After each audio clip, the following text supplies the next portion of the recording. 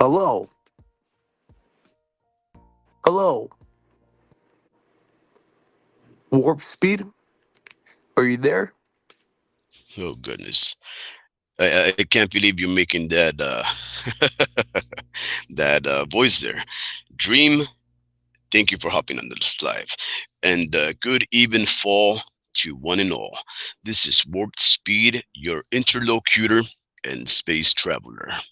And we are about to venture out into the dark and unknown regions of space and time in order to better understand how to best live whatever existence we have available to us.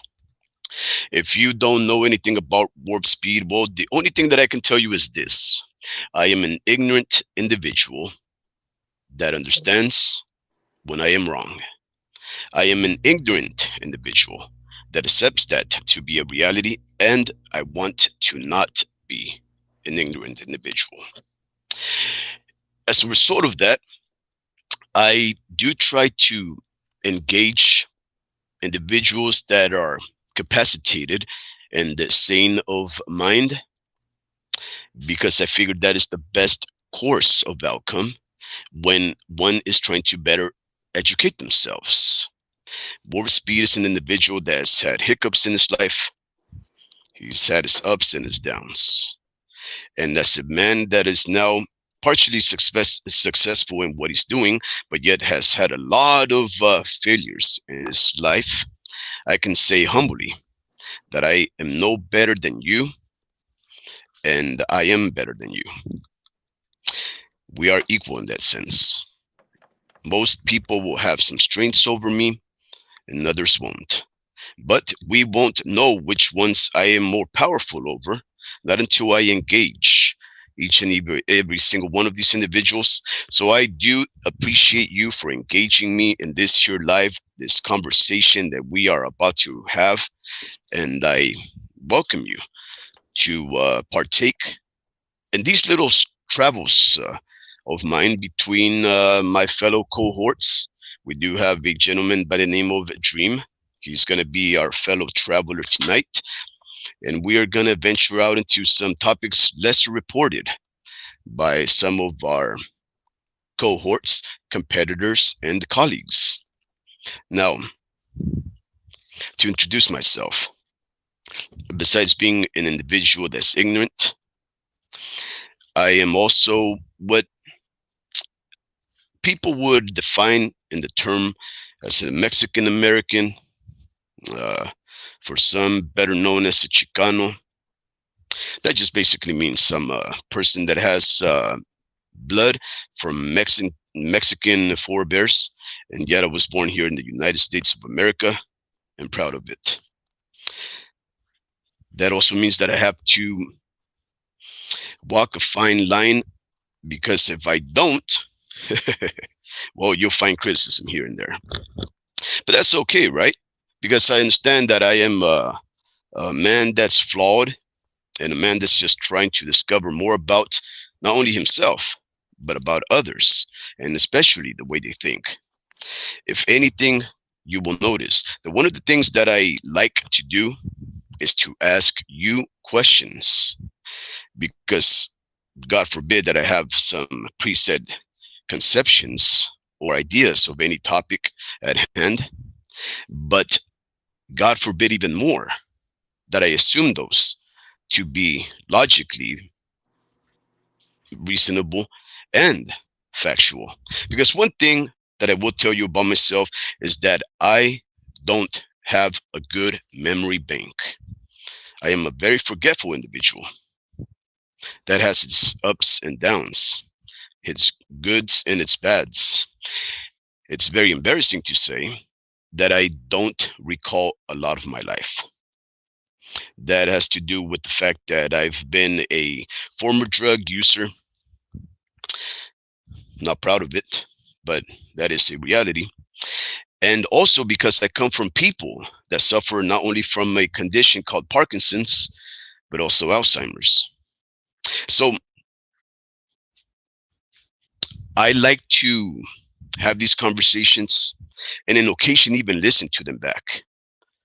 to see if I said what I said, to see if what I think I experienced was an experience of mine. But because I don't trust my memory, I like to trust other people's abilities to retain information in the brain in order to help me understand what I may have contextually missed out on. And there is people like Dream that help me with that.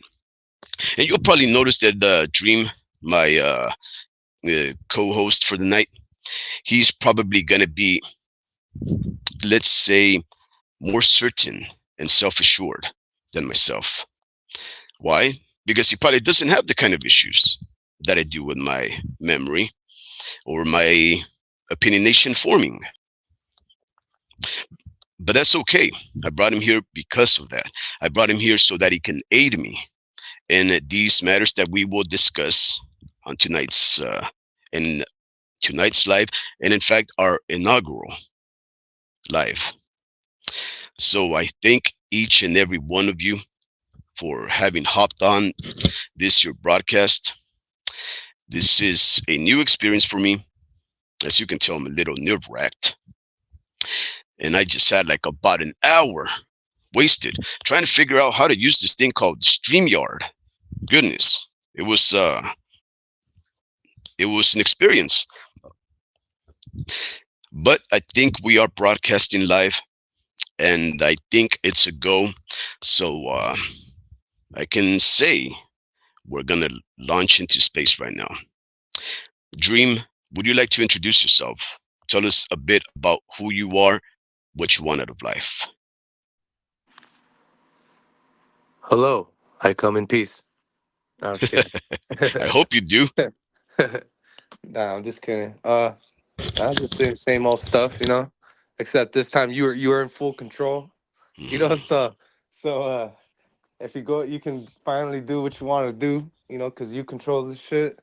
So yeah, man, we'll see where it goes. I mean, I'm not really like the type to have like high hopes when it comes down to like the things that I love, like especially like with opportunities and stuff, because there's like so many people just doing this for views, and not for views, but just trying to express themselves and put their opinions out there, and just trying to um talk to people with similar talk have conversations with people that have similar interests in you, and that's boxing, so there's very few people that love boxing like us, Mhm. and there's levels to it, bro. There's, as far as information, like there's so many people that know more than I do. Like I'm a beginner, dude. Like I don't I'm on and off with this shit.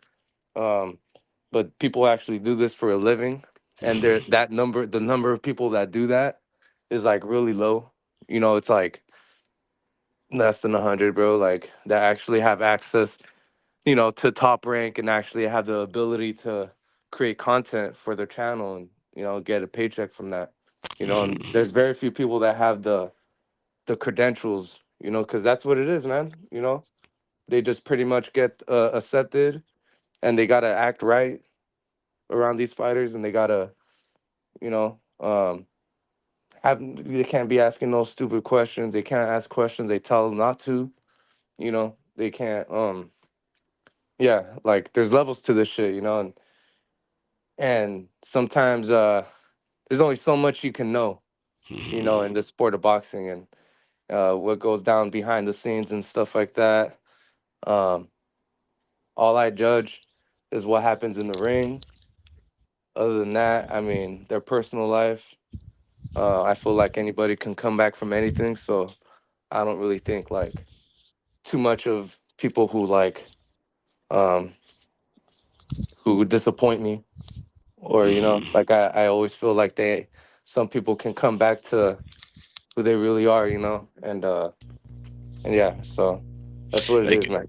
I Yeah. think I think before we get get a little ahead of ourselves, I think what you're trying to bring up is the fact that I am not new to commenting or expressing myself on this platform that we call YouTube.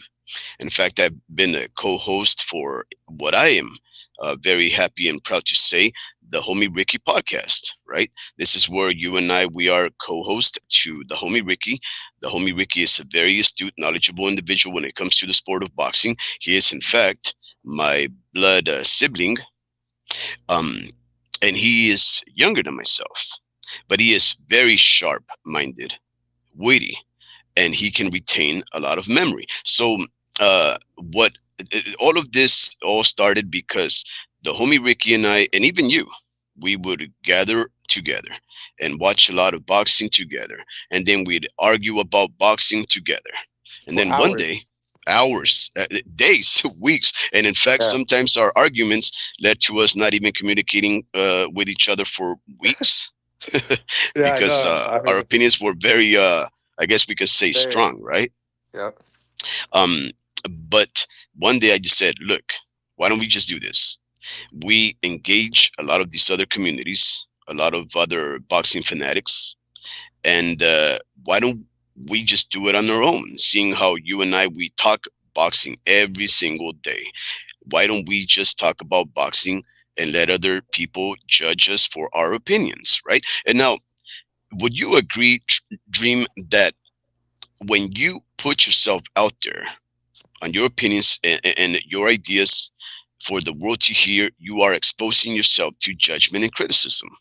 And to go out there and be judged and criticized by people that don't know you, there's two ways to approach that, right?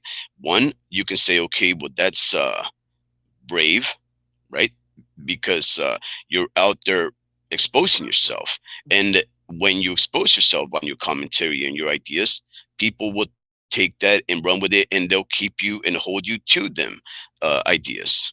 But other people would probably say, well, that's cowardice because anybody can give an opinion. But when you don't show your face or you decide to cower behind a dark screen, well, what valor, what courage is there in speaking out about anything, right? So this is where you get into the whole troll culture, the people that use anonymity to ridicule and bully others because of their opinions or who they are or what they say when they post on any platform, including YouTube. But we are not just commenters on boxing. In fact, you, I, and the homie Ricky are not only fanatics of the sport, we have been former fighters. And in the case of the homie Ricky and yourself, not only are you former fighters, you guys have a lot of, and well, that includes me, has a lot of family that is involved in the sport in many ways, either as coaching or being trainers themselves, being athletes, being the father of fighters, like in my case. I do have a fighting son, another one that's 10 years of age, and I'm just waiting for him to turn 12 so that he could partake in this organized, violent sport called the boxing.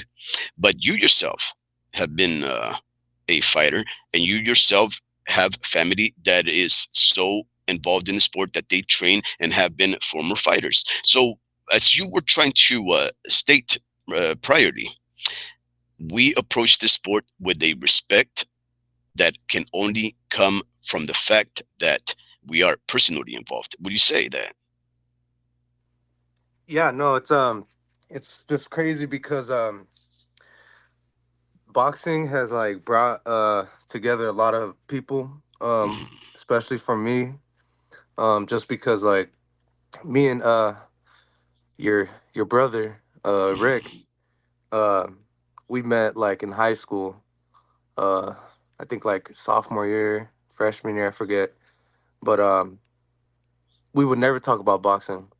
You know, we were just kind of like talking about other things, but we did mention boxing a few times. I did tell him I do have an uncle that a pair of uncles that were professional boxers.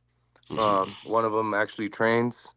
One of them trains part time, I guess. But um, so yeah, like me and Rick randomly just met, and we weren't really highlighting boxing for years, man. Actually, and mm, it's just crazy because we just kind of naturally like it's crazy how it happened because we live so close to each other. We live 2 minutes away from each other, and um, like it's just crazy that I live 2 minutes away from him, and we like boxing. It's just kind of like crazy how much how things bring us together. Like it's pretty crazy. Because I have other friends, but they live hella far. You know, it's just coincidence. And yeah, man, it's just for me, like I would have never thought like me and Rick would be like this close for this long, and just be talking boxing, and especially now we're talking more boxing than we ever have. We know more boxing than we ever have. You know, especially me just kind of finding out how the body ages and stuff like that, and looking at my uncle when I was young, watching him lose weight, the way he would lose it, the way he would cut it, the what he would eat, how he would train, what time he would wake up. Um, he did have a part-time job, uh, a full-time job. I'm sorry, and I would actually help him out Mhm. during the summer. I would actually go, and he was living with my grandma and my aunt pretty much, and I would visit them during the summer, and I would actually work out there with him, and that was Mhm. my summer job. And while it was my summer job, he was showing me his schedule. I would literally wake up with him, um, literally go from Pittsburgh, take the BART all the way to San Francisco, and we would create these brailing signs. And then after that, 8-hour shift, boom, take BART all the way to Vallejo, and he would hit the boxing gym, and we would get home at 8 every day, Mhm. every day. So I like my I have a pair of uncles who box. They both actually won. One of them won Golden Gloves. The other one almost won Golden Gloves, but had more fights.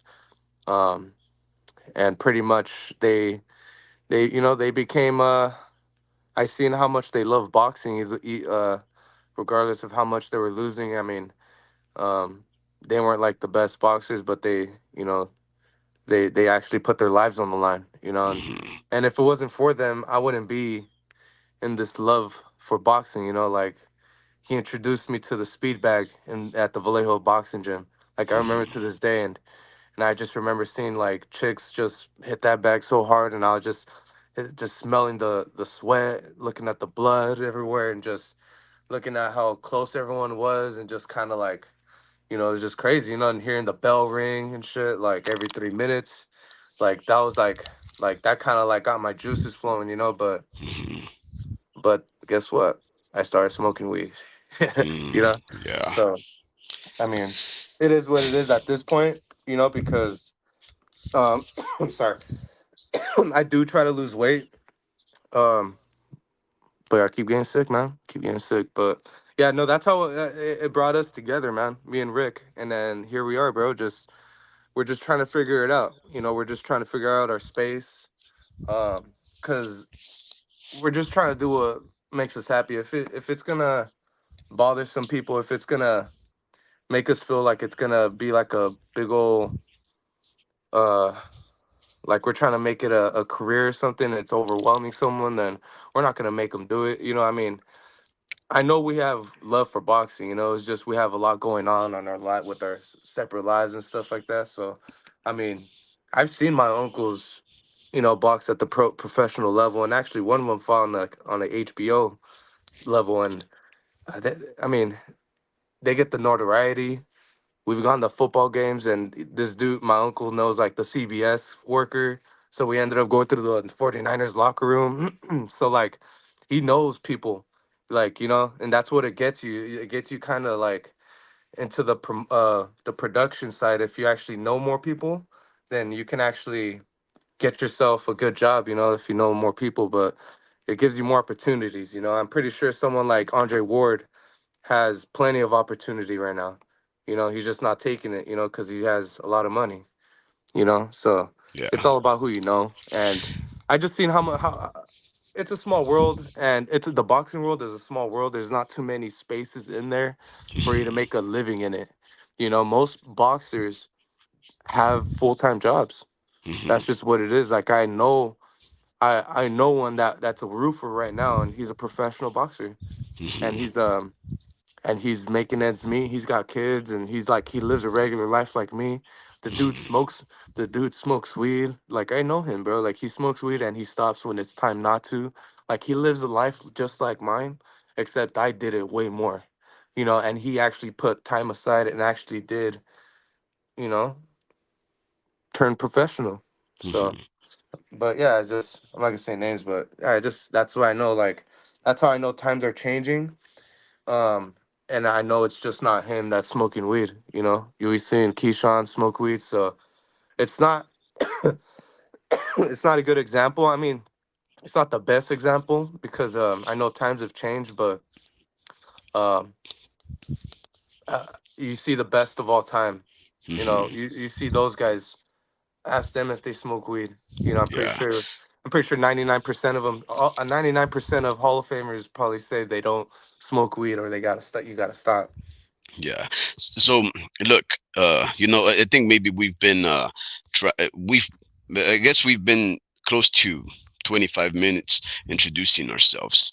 After maybe about what 5 minutes of just technical hiccups. um.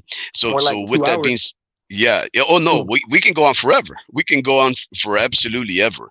The only thing I did want to say is this to our listeners, gents and dames, you will forgive us if we ramble on. We'll try not to, but we do love this sport, and we know so much of this sport, the intricacies, the more involved things that perhaps other people don't know about, that we can And I was gonna go say, off on these tangents, right? sorry. But back to Rick, bro. Like me and Rick, or Rick is still trying to do something. We're still doing something. We have something. I was gonna say we have something planned. You know. Well, so do I. Yeah, and I'm here with you. Like so I'm kind of multitasking with you guys. You Yeah, know. yeah, So he's trying to figure out his space. He's trying to do something. I'm not trying to be too specific, but like because he likes to collect cards. So he wants to do something like with cards and stuff like that. But I don't know. We'll see. yeah. No, so yeah, so going back, right? I just wanted to thank each and every one of our listeners, the uh the subscribers that have made it possible for Warp Speed to go live and broadcast his opinions, his hopes for not only the sport, but in reality, society, and the world at large. Because I am a very peaceful individual, I do come in peace. I am a friendly individual for the most part, though I am private.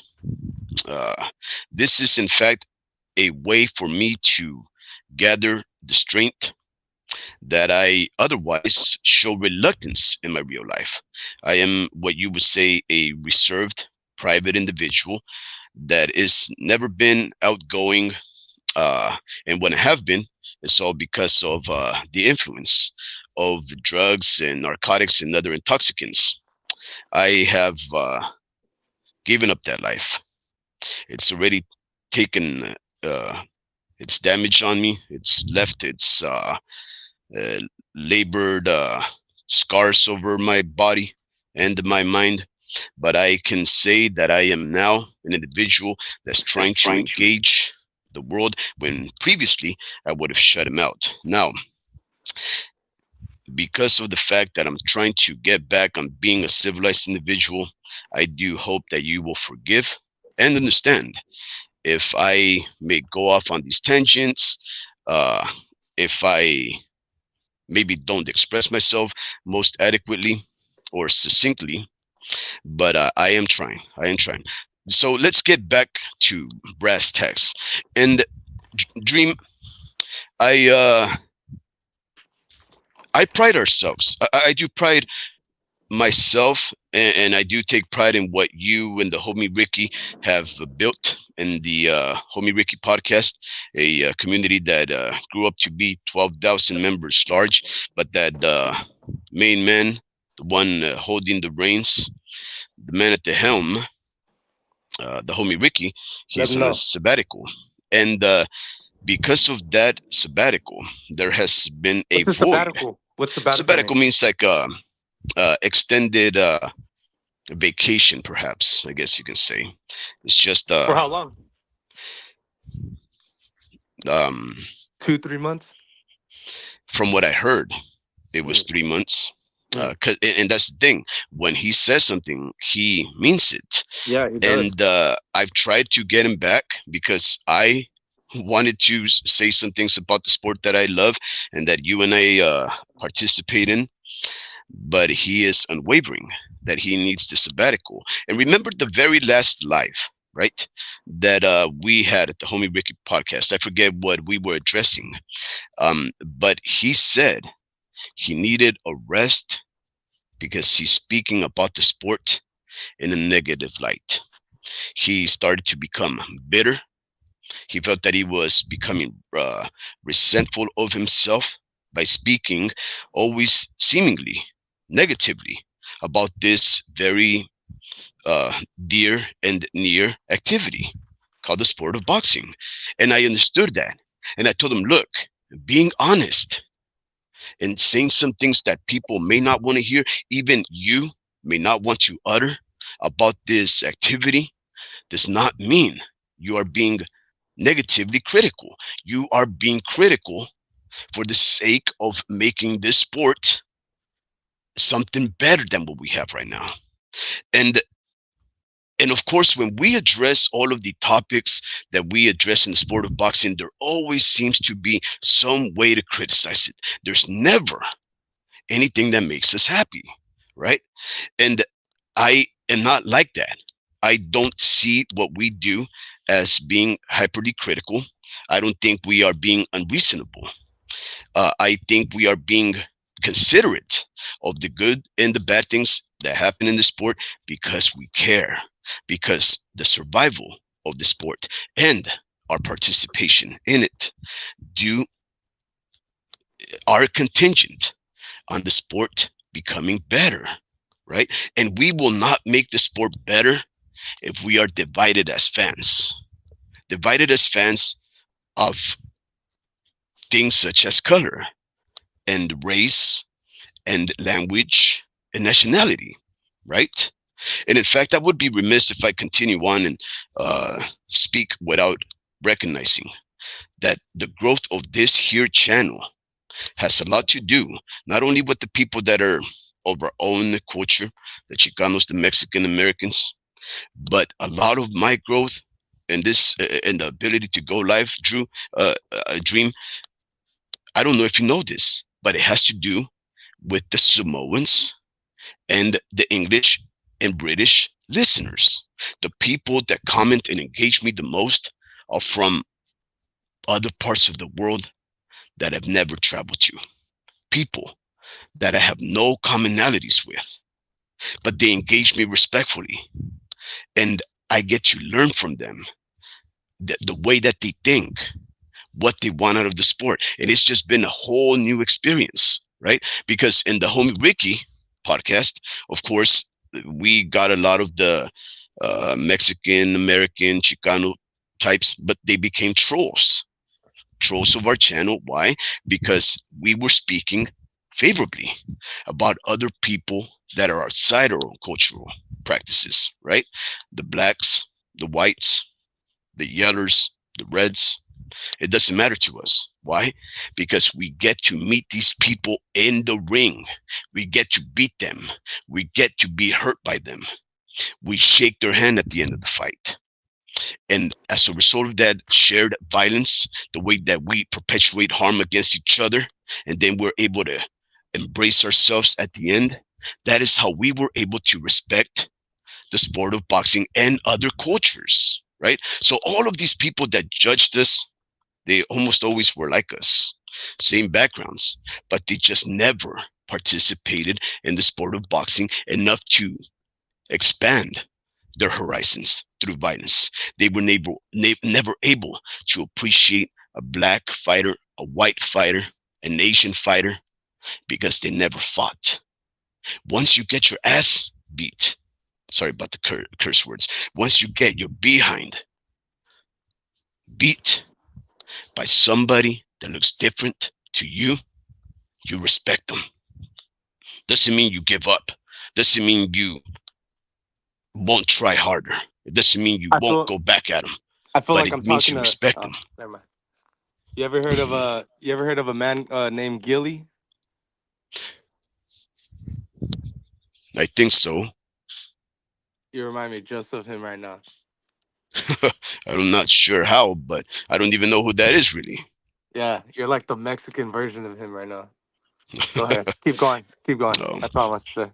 yeah. So with that being said, I just wanted to give my respects to the Samoan community, to the British and the English listeners out there, to the female listeners that have also helped to grow the sport.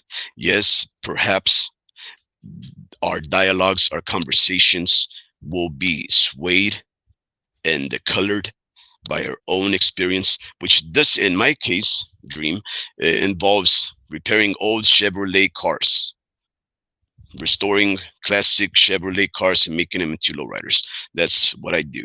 I have a few lowriders. It's how I express myself through art and the labor when I manufacture and shape metal and bring these old spaceships from their demise at a junkyard. I like to work on my hands. I like to uphold those ways that my culture expresses himself. And Adi Medi, and I wanted to bring to your attention, Drew, some of our listeners. We do have Truly Trey, who's one of our listeners. He comes on board from the Homie Ricky podcast. Good even fall to you, and especially Adi Medi.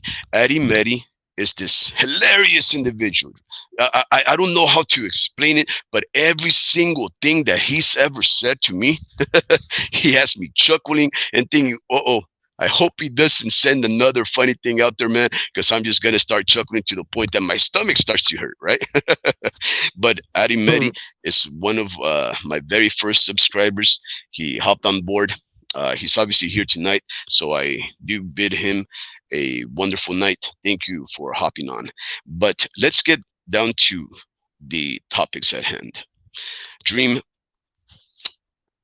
on the 16th of March, current year 2024, our year of the Lord, a Japanese fighter, a prospect who had two fights on the undercards of undisputed Naoya Inoue and unified champion currently at a higher weight class, the turtle Japanese monster Naoya Inoue, he took his life.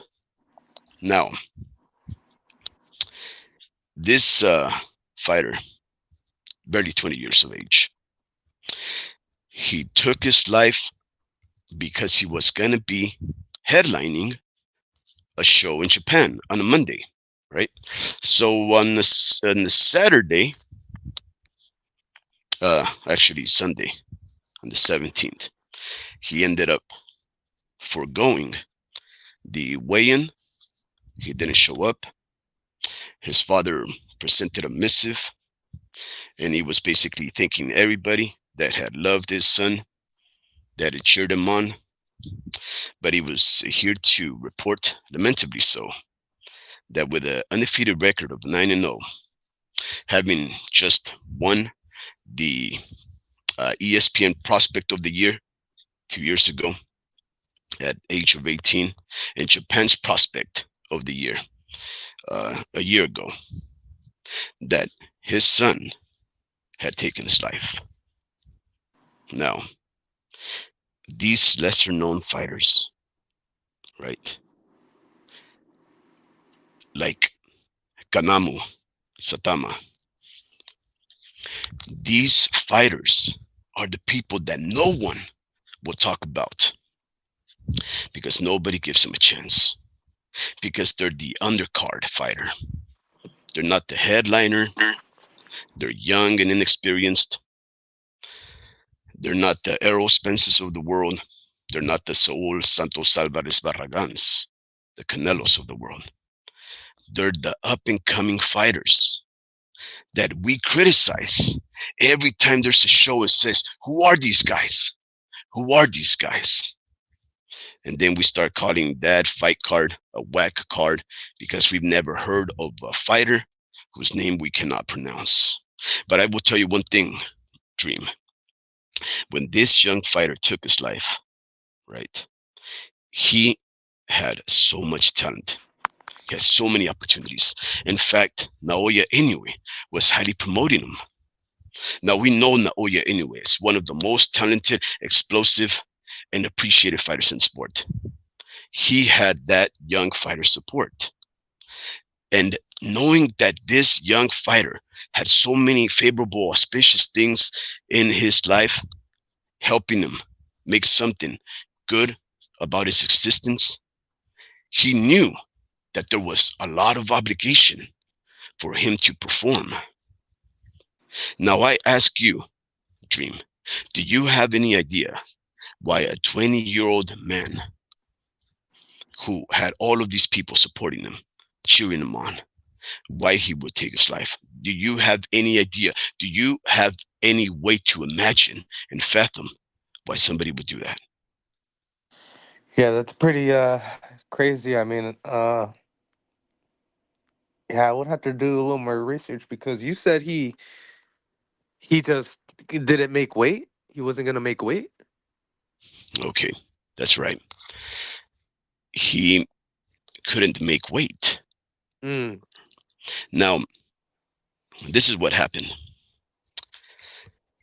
The night before the weigh-in, well, uh, 2 nights before the weigh-in, he started to break into a feverish pitch, and he was debilitated. He wasn't performing because he was taking painkillers because he had some issues with his legs. He also had issues with his wrists, right? So he was taking painkillers.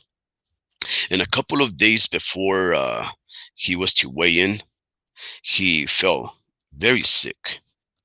In fact, he was so sickly that initially it was reported that the reason why this young Japanese fighter had perished was because of his condition, that he was so dire and sickly that he died because of this fever that he broke into. But it wasn't that. When it was later on reported the next day, once people knew a bit more about Sakama, it turned out that he felt dishonorable, that he had given his word that he was gonna make weight, present himself to this venue, and fight his opponent. And when he knew that he couldn't meet those demands, he felt he wasn't honorable and he chose to take his life. Now, nobody knows how he did it, right? So it's easier for some people to just read the initial report and say he did so, he died because of a fever. But in fact, he felt so strongly about his obligations and the fact that he wasn't able to meet them that he figured the best way to avoid the fact that he was going to be chastised, in his eyes at least, from society was to end it there. His father came out, didn't say anything bad about him. He said he was happy and proud of his son, and he thanked everybody there. Drew, you told me today that you've been trying to make weight, right? You had shed some pounds, and you reached this moment where you couldn't do any more weight loss, right? Do you want to explain what happened to you? No, like so hold on. Put yourself on mute so I can not echo. Hmm. Let's see. Hello? Yep, see? Now it's all good. But yeah, no, I'll go to the gym, like around 190, and I actually I go hard, bro. Like I drill pretty good, but I get sick. I get sick every single time I guess past a certain point. Um, like I'll drop weight, and that's the thing. Like I know how to drop weight. Like I know, like when my mind's set on it, I can like eat a certain amount, and sometimes I need to tell myself I need to eat something because like I don't feel hungry. So mean, I know I need to put, you know, little things in my body to like have it constantly burn something, you know, and that's the way to lose weight. You got to eat little amounts um, throughout the day, and you'll drop weight like that, and drink a lot of water, obviously, and I even started like eating past 12, and then all this stuff, and and mind you, I even like slowed down a little bit on weed, but I'll smoke like after the gym, pretty much, but. Um, like that's just pretty much like how I lost weight, and I dropped all the way to like 170. I'll go to like 170, 172, and then I'm just like drenched, and I feel like I can still lose more. Like I think I could lose like 10, maybe even like 15 more pounds, you know, because yeah, I'm just constantly just, just working, and I also have a day job, so I actually like Um, I drive everywhere, so I'm in the car sitting down, so it's not really much labor, but it's a lot of sitting down, so I have to like get up and move. But yeah, no, I keep losing weight, um, but I mean, I keep telling my coaches like that's what happens. They're like, oh, you got to eat right, and I'm like, I'm eating right. It's just, I think it's a combination of me smoking weed and then also like catching a fever because the first week you actually quit, you'll actually end up getting a fever. And Hmm. that's part of the process. Like that's what's going to happen because your normal resting rate changes, because you're not on weed anymore and your heart rate goes up. So that's gonna cause a lot of something, So some people get headaches, some people don't, but most people actually do get headaches, and it's like a proven fact after you quit smoking anything, um because you're not using your lungs to like slow it down or anything. So yeah, it's just that's one of the things that happens. And I think I was getting a headache and dropping weight at the same time while I was slowing down, and I just kind of overdid it, and I think I need to like slow down something. I need to be more consistent but go less hard, so that's what I gotta do. Like hit it for an hour, but because I would go for like I'll go for 3 days straight, and then boom, I won't go for like 2 days. Oh, You but know, but I was under the impression that you got sick from I'm working sick right out now. and. Mhm. Yeah, I'm sick right now. I've been but did losing you get weight. sick? Yeah, because you lost weight though. Is that how it happened? Yeah, yeah, Hmm. yeah. That's See. but pretty much like uh, because I didn't quit smoking weed. I was smoking weed at night. So Mhm. but this is the thing. Like last time I was dropping weight, I was smoking the normal amount that I usually do. But like I drop weight regardless, and with or without, So that's why like last time this is like the third time I got sick when I was dropping weight. The first time I got really sick, and I was doing security, and pretty much I got sick because I worked the graveyard shift, so it's like it got even worse. Sorry, but yeah, it's pretty bad. Yeah. So So the second imagine. last time I dropped weight, I tried to be a little smart, and I dropped to like 175, Mhm. and or 180 to 175. I think it was like 178 because my shit was broken. So it was like around 178 pounds that I hit, and then now I'm probably like at 175, but I hit 170, and I'm eating right and everything. So it's progress because the first time I got sick, I hit like 185, 180, and I was getting sick. Now I'm like Mhm. walking around, and I'm feeling better. Yesterday was worse, but today I'm feeling a little better. I feel a little congested still, but uh, it is what it Yeah, I is. was under the impression that you became sickly as a result of your attempt at weight loss. So imagine this It young feels like fighter, it is right? like that.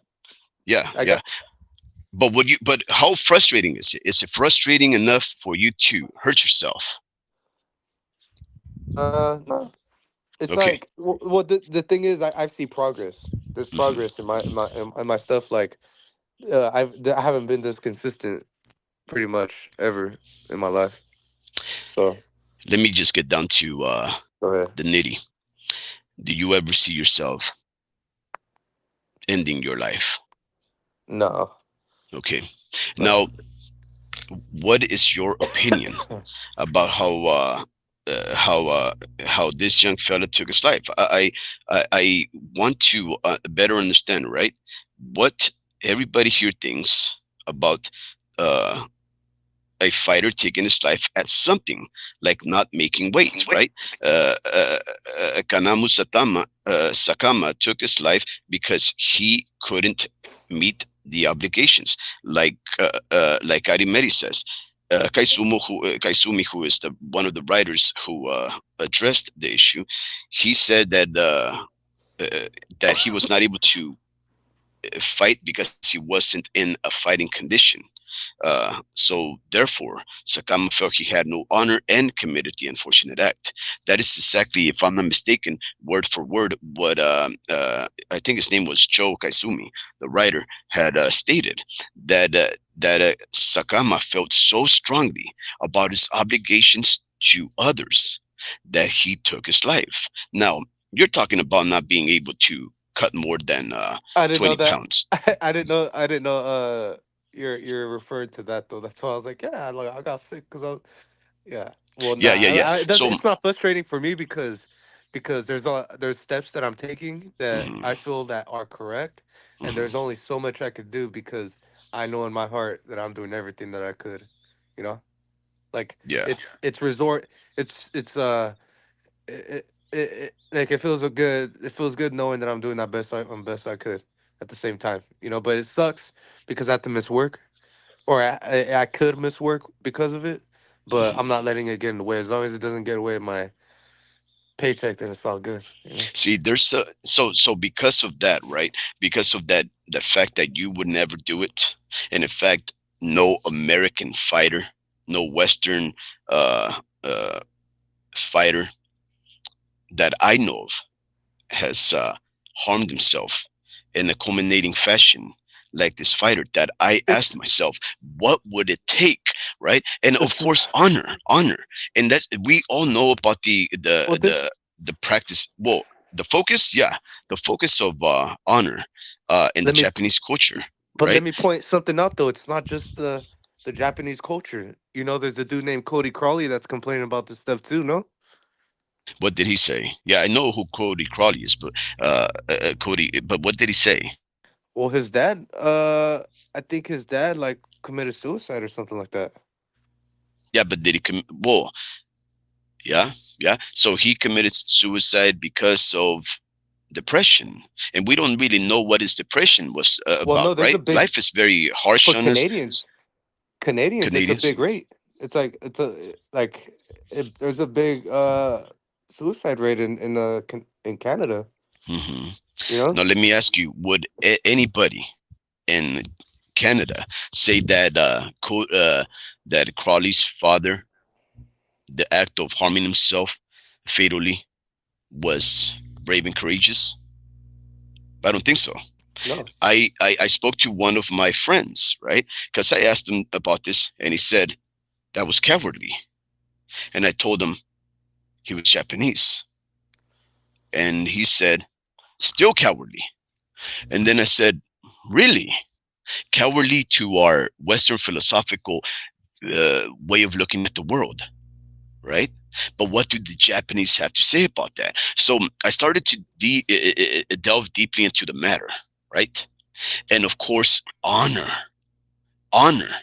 is such a big uh, practice. It is sacred and upheld to the highest of obligations as a member of society.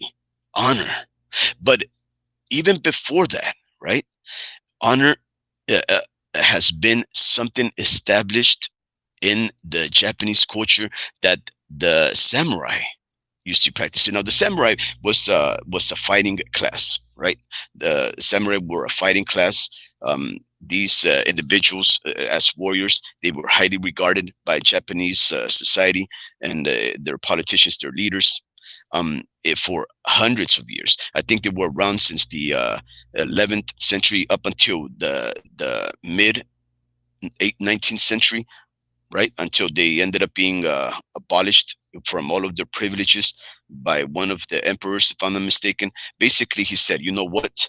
You guys used to have these special privileges that allowed you guys to kill the commoner.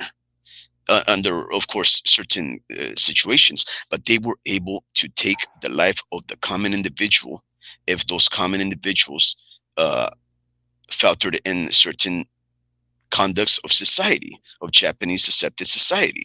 So the Japanese had all these privileges, but the one thing that they had to have was honor. They couldn't just kill people because of it.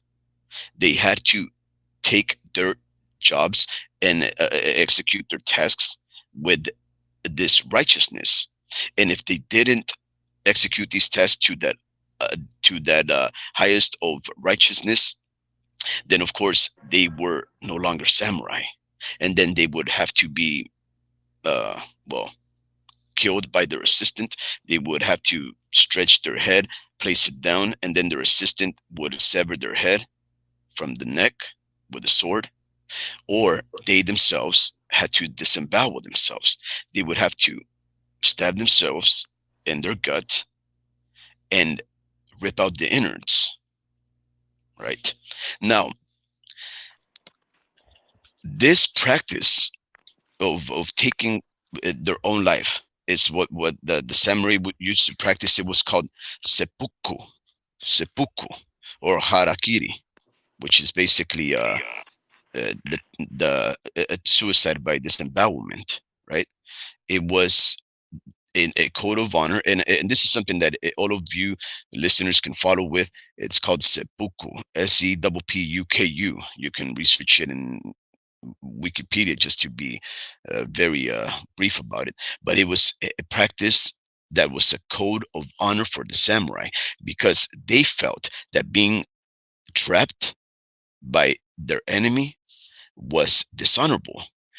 And they also suspected that if a warrior class individual was detained and sequestered by their enemies, they would be tortured, and therefore they would speak on things that perhaps they shouldn't, including logistics and place of the storage of their munitions and where their soldiers were. So instead of risking that their enemies trap them and capture them and harm them, they would kill themselves before any of that took place, right? So even back into hundreds of years, suicide has been something practiced by some of the most revered members of their society.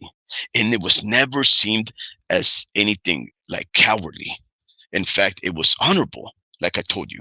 Now, we know that samurais no longer exist, or maybe they do. Maybe there's some guys out there walking around with these metal plates over their chests and swords, but I don't know how prevalent they are. But I do know that the Japanese still recall their history. They recall how honorable they fought in the World War, how vicious and feisty they were in order to win.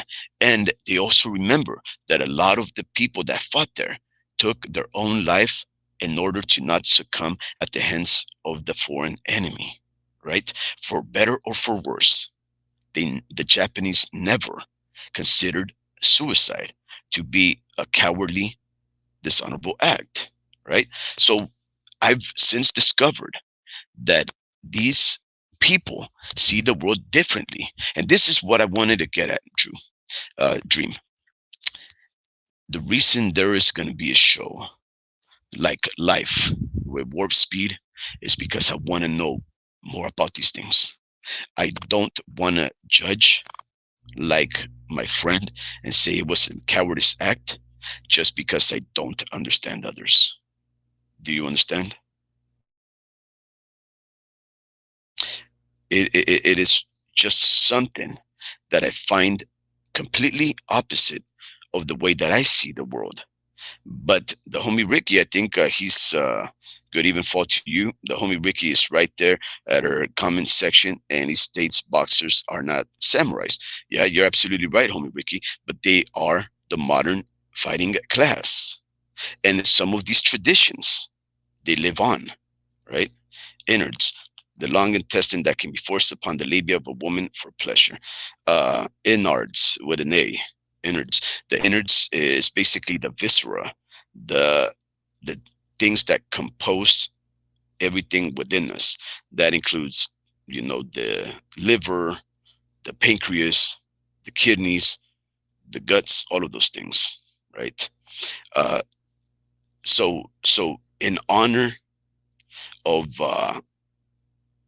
this young fighter that had so much going for him, Kanamu Sakama, in honor of him, I just wanted to stress that because of your sacrifice, your fights that you left, we fondly remember you, and we hope that the supreme beings look upon you favorably. You gave me at least two fights that I really enjoyed. The last one, what some people found to be controversial, I didn't. Versus Paniewas, the Filipino. Uh, Actually, Gabunilas, sorry, Panielos, John Paul Gabunilas. That was a very scrappy fight. You took a lot of harm in that fight, but it was still very exciting nonetheless when you were able to overcome the pressure and the aggression of the Pinoy fighter, and you came over there and you stopped him at the fifth. It was a great fight. But I just wanted to also thank him for allowing me the time and the interest, the desire to know more about how other people perceive life and their experience. So yeah, I know a little more about Japanese suicide culture as a result of your sacrifice. So thank you very much. Now moving on to another thing that some people may find to be cowardice, and this is quite controversial in my opinion, and I'm uncertain why nobody has addressed it. This would be cowardice in the sport of boxing. Hmm. Cowardice in the sport of boxing. Okay, let's see what that's about. But before we get there, it's just I think a couple of our listeners, homie Ricky, he starts laughing. Joke. The greatest sin is to take your own life. Self-preservation is a trait and the skill to get old and live a long, prosperous life. The fact that he took his life means he was not man enough to deal with defeat. Boxing is sport. Yes, it is a way of life, but one loss is not the end of the world, nor should it be. And this is one of those prime examples of the differences of cultures and the way that they may judge other cultures because of those differences. Like for example, the homie Ricky is steadfast in his belief that it is a sin to take your own life. The Japanese never even uttered the word sin when it comes to self harm. It's not in their parlance of description. And the homie Ricky states the fact that he took his life means he was not man enough to deal with defeat. That's funny coming from a fighter because he fought at the highest levels, performed in front of others, exposed himself to harm, and executed harm against others. So to say he is not a man enough to deal with defeat, perhaps not, because he never was defeated, at least as a professional. But we don't know that because he took his life in what the Japanese deem to be an honorable act. But yet the homie Ricky and his firm opinionation thinks it is unmanly. And in Invite fact, he him. also uses the word sin. You should invite him. Um, yeah, perhaps let's see what else he says. The homie Ricky says it is called a career. One single fight does not define the fighter. No, no, it doesn't. And in fact, it's not even a fight that took place that defined his career. The homie Ricky, the absence of the fight is what defined him. See, what I'm trying to get at is this. When this young fighter took his life, it was the fact that he was not going to fight that convinced him this is the right move. I gave the word to others that I would fight. I said that I would be fit. to perform, to expose myself to organized violence. And when he wasn't able to, he decided that his obligation to other individuals, his word as a bond, meant that he could not walk on this earth with confidence and honor. I do not promote, I want to make this clear. I do not promote the action of self harm nor fatalism, but I do not dare say that my opinions on the matter are right, because they are difference of practice, not even of opinion. Not It's a difference of cultural practices. The homie Ricky states, you think if Naoya Inoue lost, you think he would take his life? Nope. Of course not, the homie Ricky. The reason he wouldn't is because he promised a fight. He never promises to win. You see what I'm saying? If you know anything about Naoya Inoue, he's never said, I'm going to beat this guy. He gives every person that decides to fare themselves against him in the ring a chance. He considers them brave and honorable individuals. And that's why he fights them. He gives them the respect and the credit for taking on the fight, but he's never once said, I promise this to you. He just does it. So I think it's just a completely bad comparison. I don't think we can say that, and I don't think this young fighter that never lost a fight is an example. In fact, I would say this: there's a lot of Japanese fighters that are defeated, but they still fight on. It's not the defeat. Again, the homie Ricky, it's not the defeat that encourages them to take their life. It's the lack of honor and the lack of abidance to their obligation. That's what I'm trying to say yet. And we know that in America, we don't see it like that. In fact, all these fighters that we know, they don't make weight and don't even give two pence about not making weight. They manipulate the rules in order so that they could not abide by those weight demands. They say one thing and do another. You see, that's another one of those differences in our cultures. Perhaps the Japanese are onto something. Perhaps the Japanese, they are right in saying that when they say something, they're going to do it. When they give their word, they abide by it. I don't see nothing wrong with that. But I don't encourage self-harm. And I don't know how bad he felt about not being able to fulfill his obligation, but obviously it was so bad that he ended up taking that drastic action. But I also think that perhaps he was very, very sick, to the point that he looked at all of the things surrounding that situation, and he said, man, why is the world what is the world trying to tell me right now? Why am I sick at this moment? We will never know.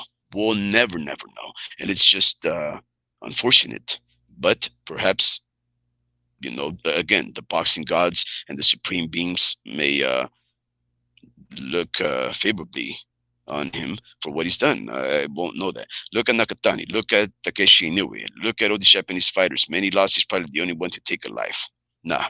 In fact, here's the other thing, Dream. If you're still there, I know you've been on mute for a while. The other thing that I discovered about Japanese culture is that it's very communal. In fact, the extension of the family unit, which means the father, the mother, the grandparents, the extension of that for other members in your community is very appreciated and cherished. In other words, if you can make your neighbor who's older than you see you and treat you like a father or a mother, if you can make the neighbor see you and treat you like a brother or a sister, that is success for the Japanese. So that whenever they feel isolated and removed from society and their community, especially their immediate community, It is something that they cannot live with, because the expectation to be fatherly and motherly to those that are younger than you, or to look upon those elder than you as a father or mother or grandparent type, is something so embedded in the way that they think, that if you don't have that, you feel shunned from the world. And this is what happened in during the years of the pandemic, when they closed down all of these nations and everybody was discouraged from engaging each other. People isolated themselves, and then they started to think, where is my father, where is my mother? But of course, they weren't talking about their immediate uh, family members. They were talking about their neighbors, the people that treated them with respect. They were being instructed to detach themselves from those communities, those associations, to sever those bonds that hold them deeply as members of a certain section of the city or town. And a lot of people took their life during the years of the pandemic. Why? Because the way that they perceive the world and their obligations as members of society are so deeply embedded and held with such regard, that when you strip them of the ability to partake in those unions, they don't see any reason to further continue their existence. So they take what we term and perceive as the most drastic and necessary action, and in their case, to live isolated and unable to engage with their fellow beings that they love and respect, and who love them back, is something that they cannot fathom, and they don't find it to be a worthwhile life. A lot of people in Japan took their life during the pandemic. That's another thing that I discovered. So again, it has nothing to do with being defeated, homie Ricky, in a fight. It has to do with the way that people feel that they have an obligation to their community, not as only as individuals. They're not as egotistical. They find it to be something that they have an obligation for. And if they cannot have those obligations to uphold, they don't find self worth as members of those communities. So they do those kind of things. I don't know. That's another thing that I discovered. So there's that. Imagine if Canelo took his life because he lost to Mayweather after he promised the Mexican fans. You see, that's another thing, though. Western philosophy and its outlooks, and that the way that they allow people to see the world differently, that's fine. I would hope Canelo doesn't do anything like that. But that, of course, it just means that we're different, right? So, so there's that. And I'm not too sure if you want to hop on the homie Ricky. Drew has been relatively silent. But then again, I have been rambling for a while, but I did want to address another topic.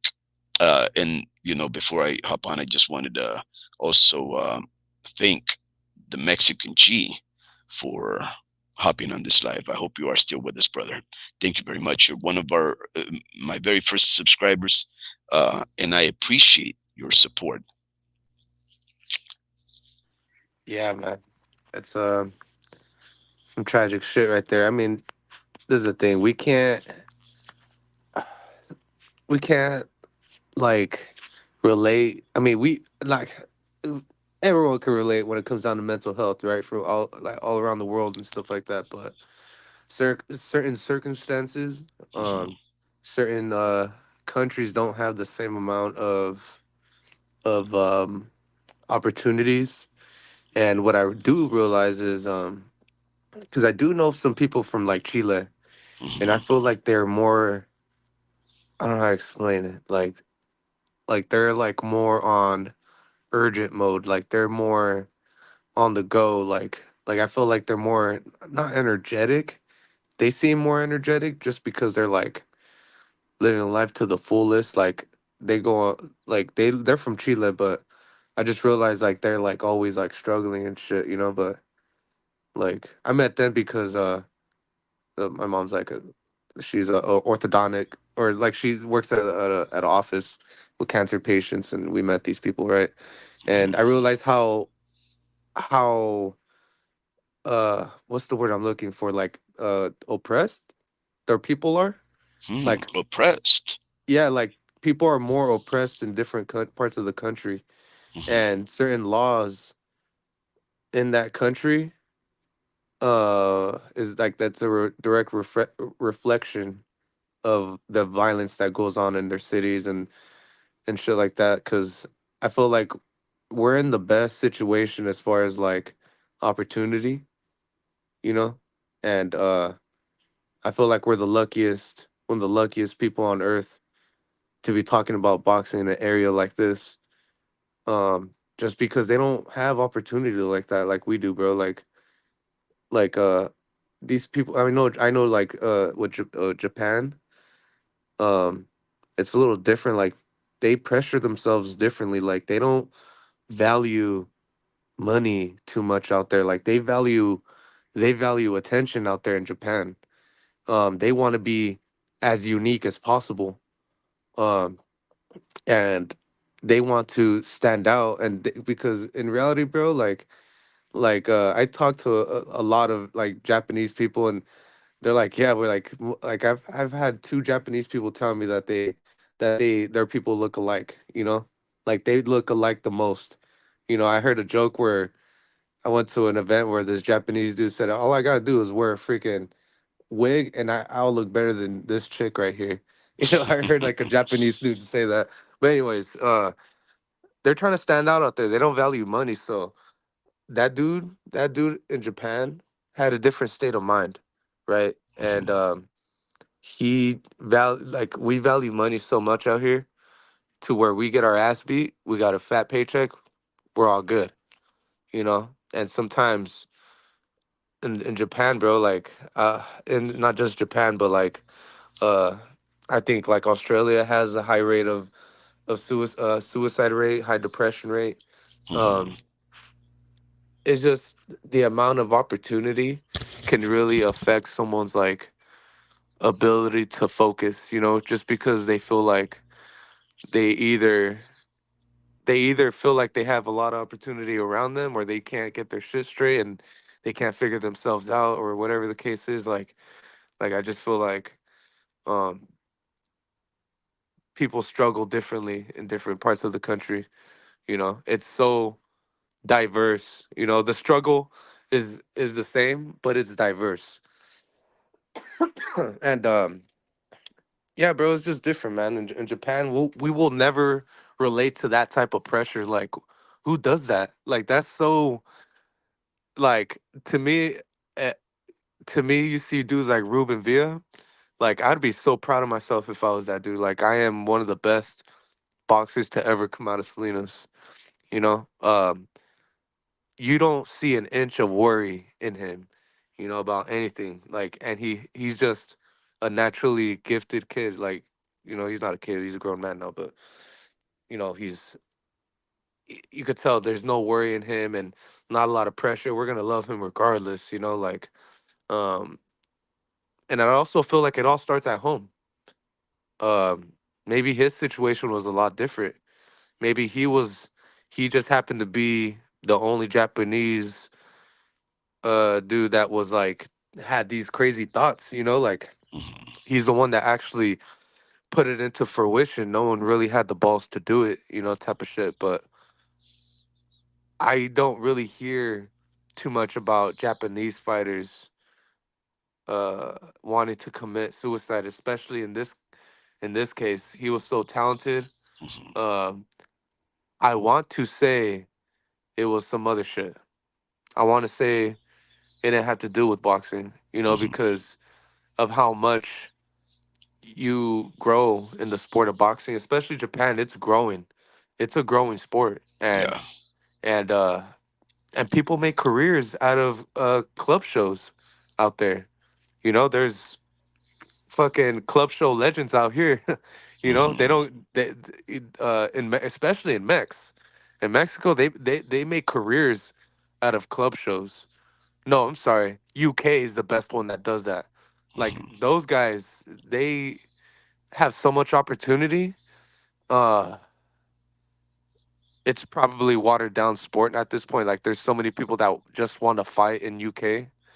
Uh, but I mean, they make a living out of the club show level. You know, they don't have to go any further. They can say, "You." I heard a statement a couple days ago. Mhm.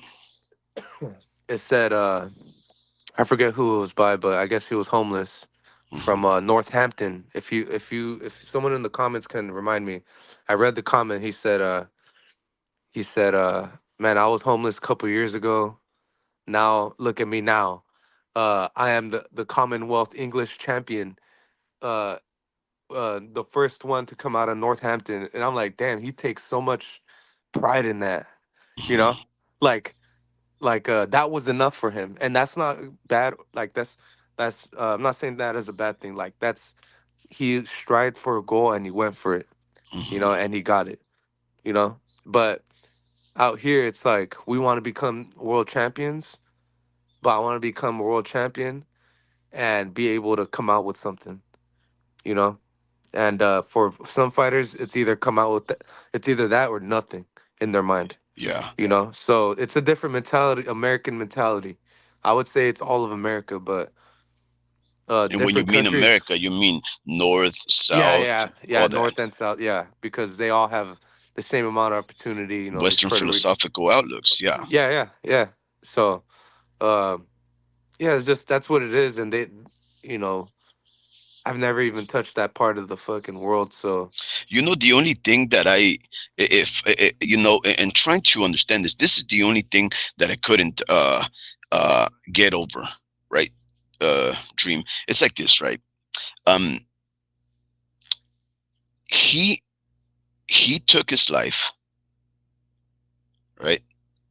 He took his life when he couldn't make weight, right? And he couldn't make weight because he was sick. He was sick for at least 2 days, 3 days, and he was also dealing with physical injury, so that he was basically taking analgesics to quell his pain. Right now, the one thing that I'm trying to understand uh, is this. All right, if he did not make weight because of his inactivity, right, his lax approach at the fight. Like, for example, let's say that he was like, oh, just living it up, partying down, eating a lot of food and carbs. And then he got to this point because he fought at 108. He fought at 108 pounds, right? That's diminutive. That means an individual that's like about 5'2", absolutely thin. Anything that you eat is gonna make you go up in weight easily. Like a hamburger, that's 2 pounds. That's 2 pounds right then there. And a person that's already fit and so diminutive and thin, it's gonna be hard for you to lose those 2 pounds, right? So if he had been that individual, that he wasn't taking his responsibilities like he should have, and then he was upon fight night, and then he had to face the weight and face all the commission and all of the fans, and then he had to go up there and say, hey guys, I didn't make weight. Guess what? Out of shame, if that's the way that they see the world over there, that out of shame and dishonor he should take his life, okay, that's fine. I guess fine. I don't know if the word fine is the right term to use there, but at least, okay, well, I understand. But here's the thing though, these things were outside of his control. He became sickly. He was so sick with a fever for 2 days prior that of course he couldn't continue to lose weight. Of course he couldn't go and perform, right? He maybe probably he, couldn't even get up and walk. So, yeah. so if I would have at least looked at that and would have said, "Listen, guys, I became very, very sick, and I would like So to know if that's maybe an acceptable thing, like things outside of your control, right?" That's the one thing that I say. Did you have to do it knowing that you got sick and you were so sickly that that's the reason you couldn't make weight, that you couldn't fight, not because of your inactivity or your lack of responsibility, but it was because you got sick, right? Well, this is the thing, right? Like, what if he didn't know how to manage his money, and he needed the paycheck. Like you don't get the paycheck if you don't make weight, or at least I don't think so. You get deducted a lot of money. Hmm. Especially at that level. Like I know certain sanctions are like I've heard sanctions say 200 a quarter mil for every pound or something like that. I think that was like Ryan Garcia. Um, so it's stuff like that. I know Ryan Garcia is different. He's already rich, but um, I'm saying to a certain extent, I'm pretty sure they take away a certain amount for every pound that they miss, or if they don't make it at all. And at some point, it's up to the opponent, to decide, hey, I want to fight this dude still, or because like because he does, it's not going to be much of an issue or whatever the case is. But I want to say like uh, there's a lot more that we don't know that just that will never like answer all the questions, unless like some of their loved ones will come out and say exactly why, and we can really connect the dots. But we could look at how good he was with his money or how bad. But yeah, like I wouldn't know, like the exact reason it only lies in his heart, and maybe he was fighting demons, bro. Because I mean, I know boxing is a lonely sport, but when you know you have potential, you hold on to it, you know, and yeah, you just never know, man. I know fighters go through a lot, like um, there was a fighter that I'm not gonna say his name, but that had committed suicide from Salinas, um, and he was a big Wow. name, and he was a big name, and he fought a big name, but I don't want to say, but Yeah. he committed suicide, and he had and but that was after his career had faltered. Like Hmm. he couldn't get any more opportunities pretty much because he's been inactive pretty much type of thing. But that's the only reason why guys would really feel like down and out. But nothing has ever happened to this kid. So there was something else. There's something else for sure that had to have gone on. Like you Yeah. don't just do this. That's inhumane. Like that was not inhumane, but because only he knew what was going on in his heart. So Are, are it's a you hard thing. So yeah. are you a superstitious individual? No, I'm not. Okay. I'm a So one. I'm 1 + 1 = 2. okay, good. So do what would you what is uh Ethnicity? No, I'm just kidding. your impression of the fact that Kanamu Sakama was just one of two fighters that fought under Naoya Inoue's last fight, which was a unification versus Marlon Tapales, the Pinoy champion, had won 122. That that ended up perishing. Remember, Who? Anaguchi. Remember Oh yeah. Anaguchi? Uh-huh. Yeah. So Anaguchi, for all of our listeners that don't recall the name Kazuki Anaguchi, he was a fighter that had, in my opinion, one of six fight of the year contender fights for last year 2023. 2023, in my opinion, is one of the greatest years in the sport of boxing ever, or at least in my 45 years of being extant.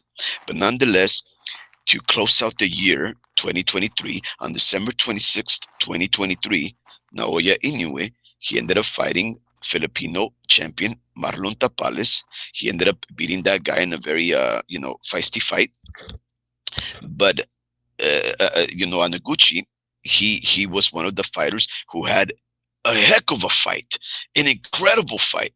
It was goodness. I don't know how else to describe it, but this fighter, man, oh my goodness! Did you ever see that undercard fight? Dream? No, I didn't. With Marlon Tapales? Yes. No, I didn't. I didn't. Wow. Did you see that Rem- unification fight with Marlon and Naoya at least? Yeah, I seen that one. That was like a blowout. Yeah, yeah. So, uh, Kazuki Yanaguchi, right? He ended up fighting this other Japanese fighter. Both of them were prospects. Both of them were young, like 20-year-olds, right? Hmm. They were young fellas. And they were, if I'm not mistaken, uh, one guy had 14 fights, the other guy had 10. I think the guy that had 10 knockouts, the 10 fights, he had like 8 knockouts. The guy who had 14 had like 5 knockouts and maybe one loss. But anyways, these guys faced each other, and it was a very good fight. Anaguchi, he was winning every round for the most part, right?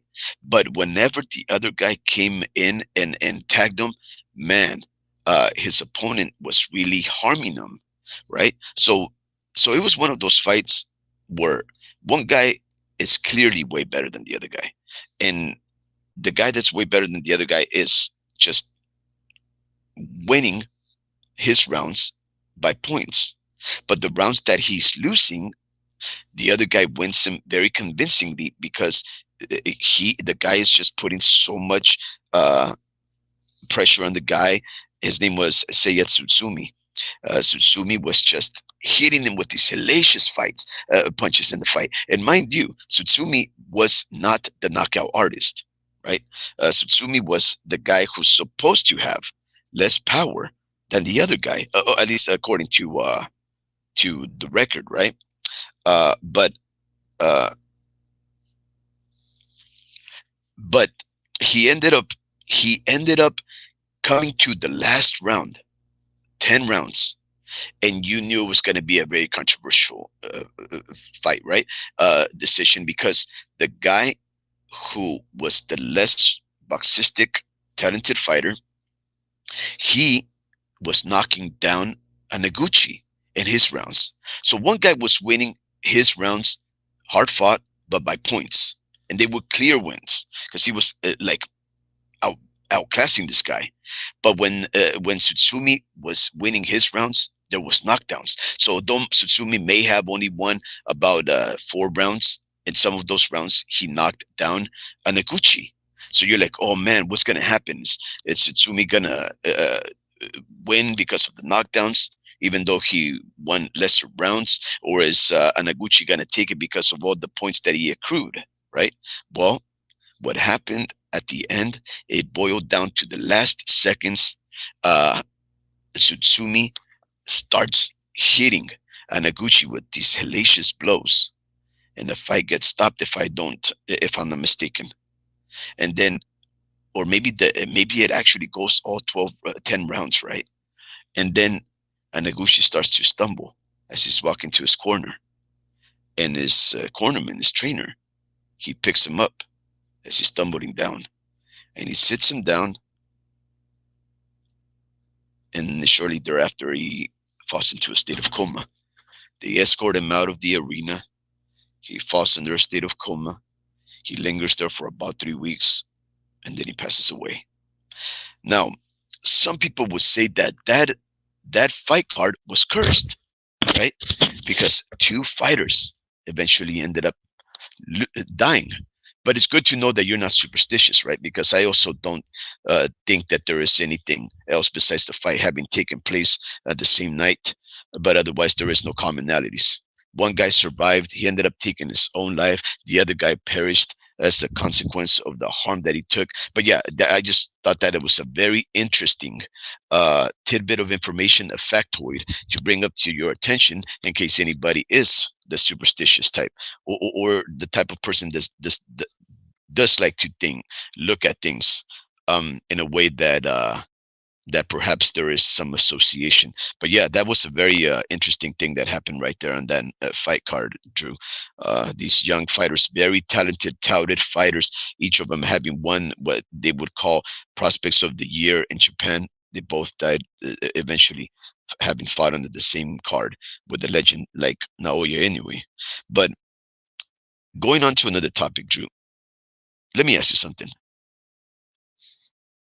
Is there such thing as a person being a coward if they so choose to lace them up? Listen, listen here. No, I'm just kidding. Nah, um, I mean, nah, it's just, it's not being a coward. I mean, it's just, I feel like, there's ways to get around that. I feel like we're all human. I think I know some people that are actually depressed too, but I'm learning how to like speak to them a little better. Just because I know that something's up with their mind and they're not speaking to themselves the most positively, you know. So I think that's key. You gotta have people that allow you to be yourself, obviously, but to also to speak good to you, you know. I know some people uh that are pretty negative and they think they're being positive by being negative, and it's like some people are just naturally negative, and it's actually, and you come to realize it's actually passed from their generations, you know, of people that don't look at life that well, and they're just always so negative. So there is people that are just always negative, you Hmm. know, and they're just, and they just, you know, I just know people that are actually like mentally they're just like rotting, you know, like, and you know why, but and you're being like not cordial, but you're being nice to them, and you're being you know, but you know something's up. It's like, man, you gotta get your mind right, type of thing. Yeah, But but what and does that also, have to do with cowardice? I just feel like people um know what they're doing, they know what they're thinking, and I Hmm. feel like it's a direct reflection of their support system. Like, I just feel like I've knocked, because I survey residential homes, so Hmm. I walk into to families every day, Hmm. and I see how people are on the daily basis in different cultures. Um, Man, I've so many cultures. I've seen it all, man, and I just feel like there is families out there that are just negative, and that negativity has been passed down from generations. But it all starts at home. Hmm. It all starts at home, and I feel like I've talked to some of the most positive people on earth, and it's like I wish I can, like, looking back, I wish I could be friends with them because they allowed me to express myself, even though I'm Hmm. just doing my job, uh, and made me feel confident, you know, and you know, so it's I've noticed Oh, okay. So I see yeah, you're construing support, confidence with cowardice. No, but no, that's the thing, no. like, you like, that's the thing, like you need to learn how to express yourself, and you need to learn how it all falls on you. Yeah. Eventually everything falls on you. Everything is your fault. Can't blame your parents for nothing that has ever happened to you. You got to get it on your own, type of shit. Yeah. Well, And let that's, me yeah, and let me just go ahead. let me just give you a couple of definitions, right?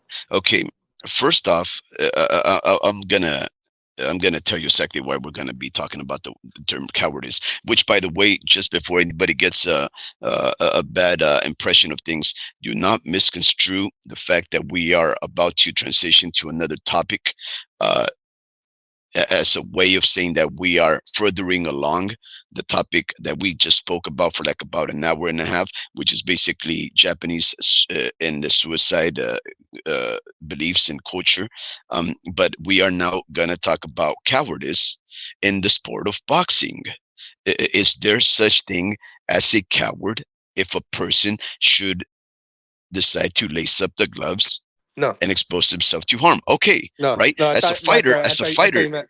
I thought you yeah, meant like I thought you were still in speaking on life. that. Like, yeah, my Yeah, bad. no, no, no. I know. I immediately once you started talking, I was like, oh, no, no, no. I should have asked that question in a more direct fashion. But Yeah, I'm gonna tell you. be more Look, specific. yeah. So I'm gonna tell you, right? Just to set the tone, right? This is what cowardice is. The definition of cowardice according to Merriam-Webster. Cowardice, which is a noun, means lack of courage or firmness of purpose, right? So, lack of courage. Now, you have to understand what courage means. Courage, the definition, according to Oxford, means the ability to do something that frightens one. Okay. Now, understanding that, when you call a fighter a coward, you say he lacks courage. He lacks the ability to do something that frightens an individual, right? Now, you're probably asking, why are you talking about cowardice? Well, I'm not too sure if you know this, but about a week, well, last week, in fact, Dillian Whyte, one of those UK fighters who's fought men like Franklin uh, White, and he fought Anthony Joshua. He's fought Alexander Povetkin. He's a very scrappy individual. He's basically fighting everybody at heavyweight, right? Um, he's not a coward. He's won a lot. He's lost a few.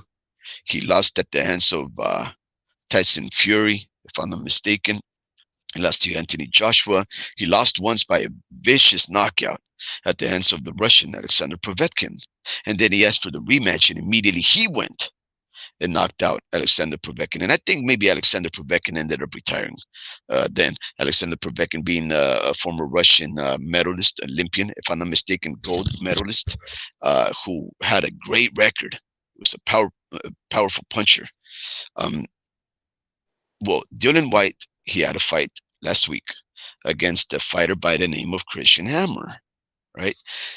Dylan White apparently had been looking forward to fighting this fight because it was taking place in Ireland.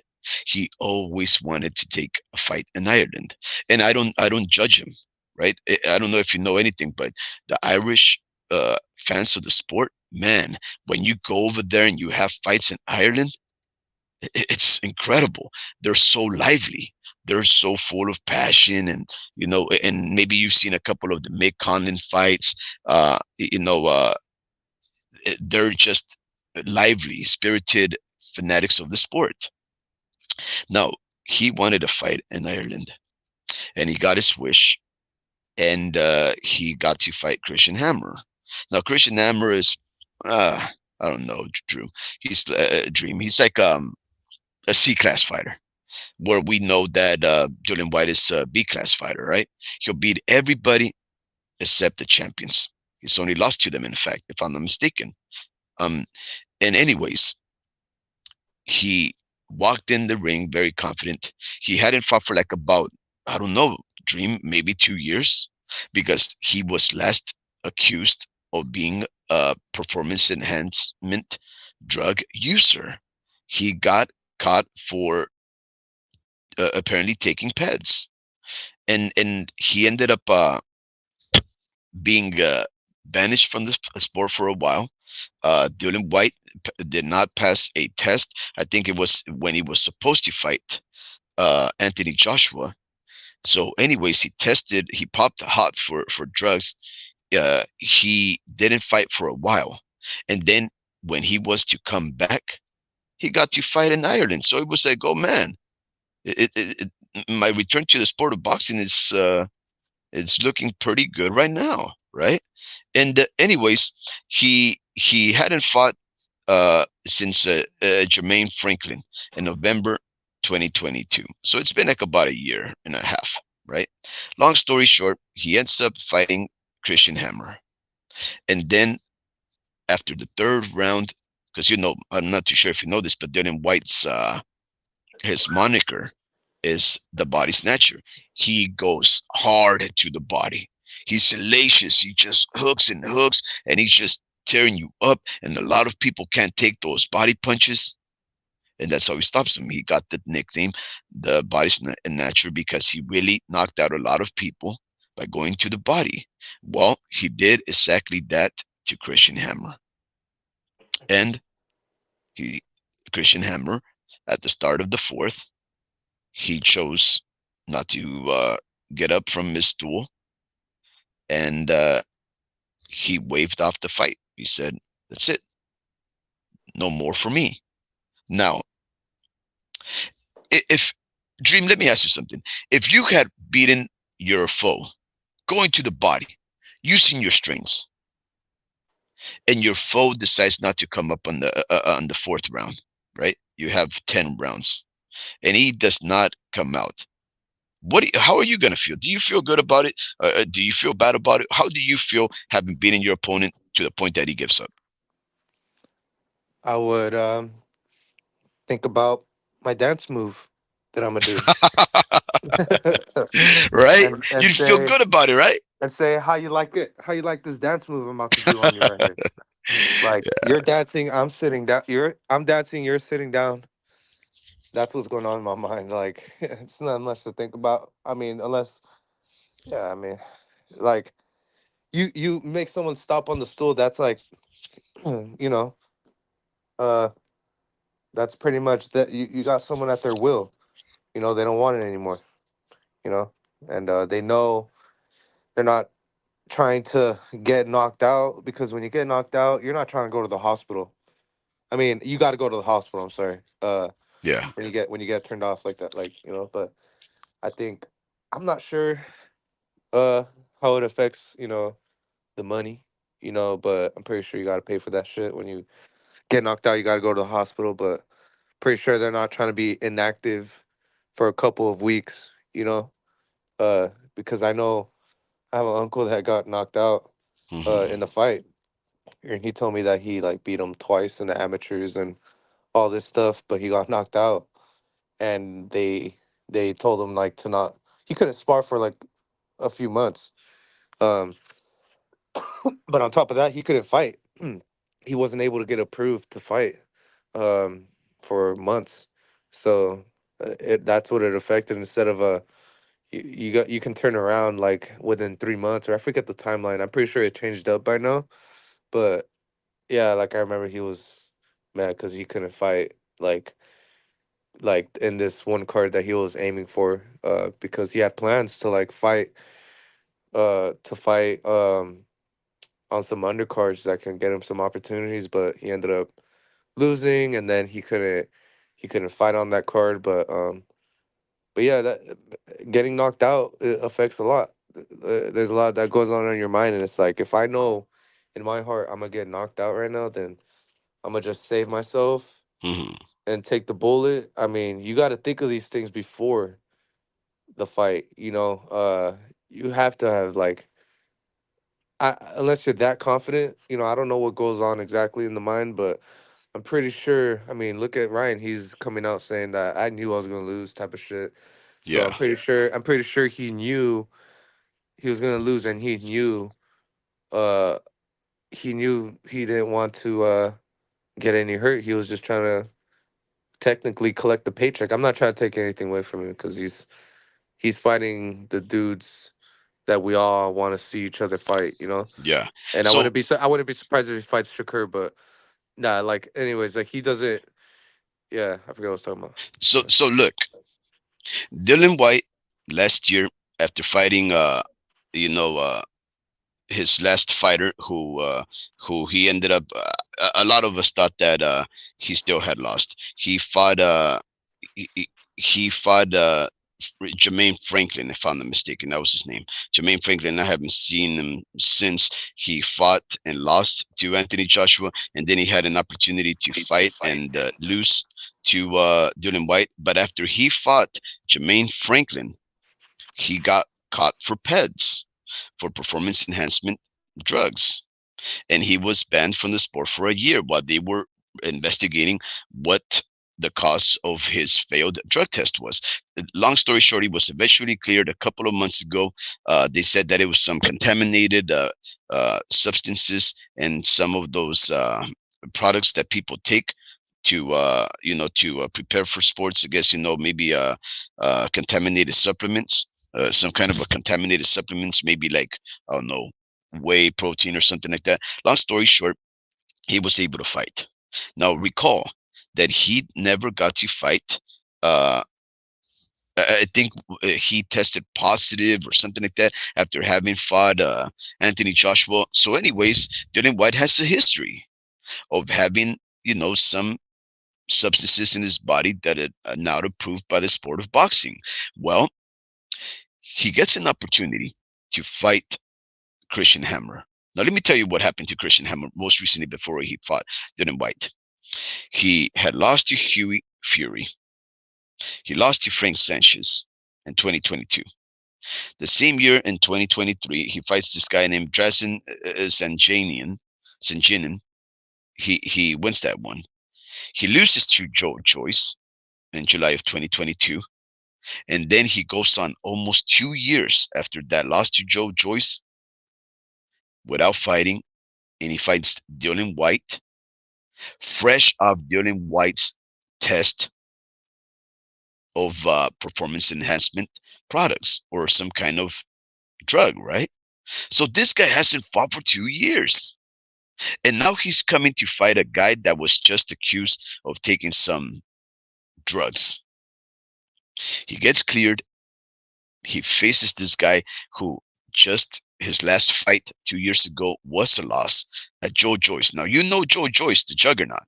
He may be slow, but he's powerful and he hurts the people that he defeats, right?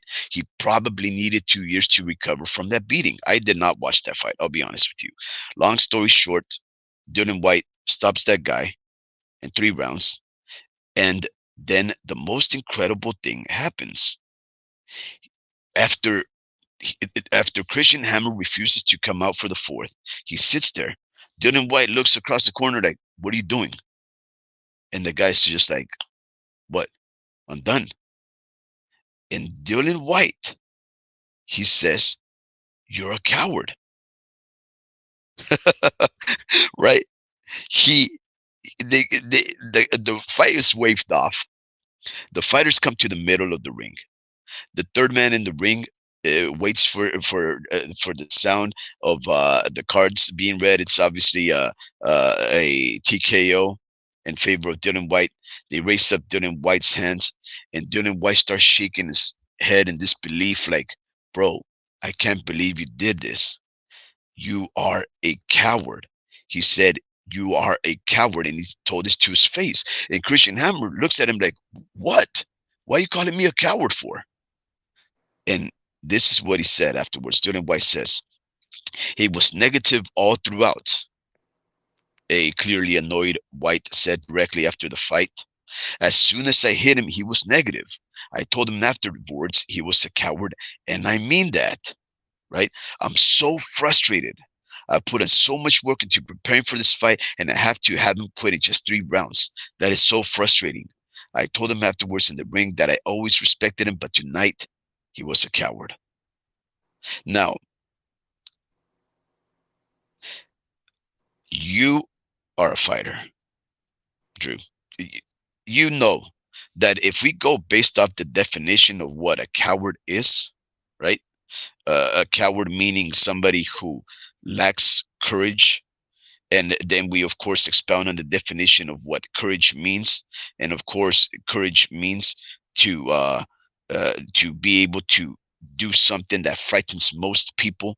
And I would say getting your face pummeled by punches is something that frightens most people. How did Dylan White feel that Christian Hammer, after 2 years of inactivity, being out of shape, having been knocked out or seriously hurt at the hands of Joe Joyce, and he coming fresh of his own accusations of being under peds, was he right to call the guy a coward? What is your opinion? Yeah, if you know what you're doing and you know it's bad, and you know it definitely gives you an edge in a fight, then yeah, man, that's some coward shit.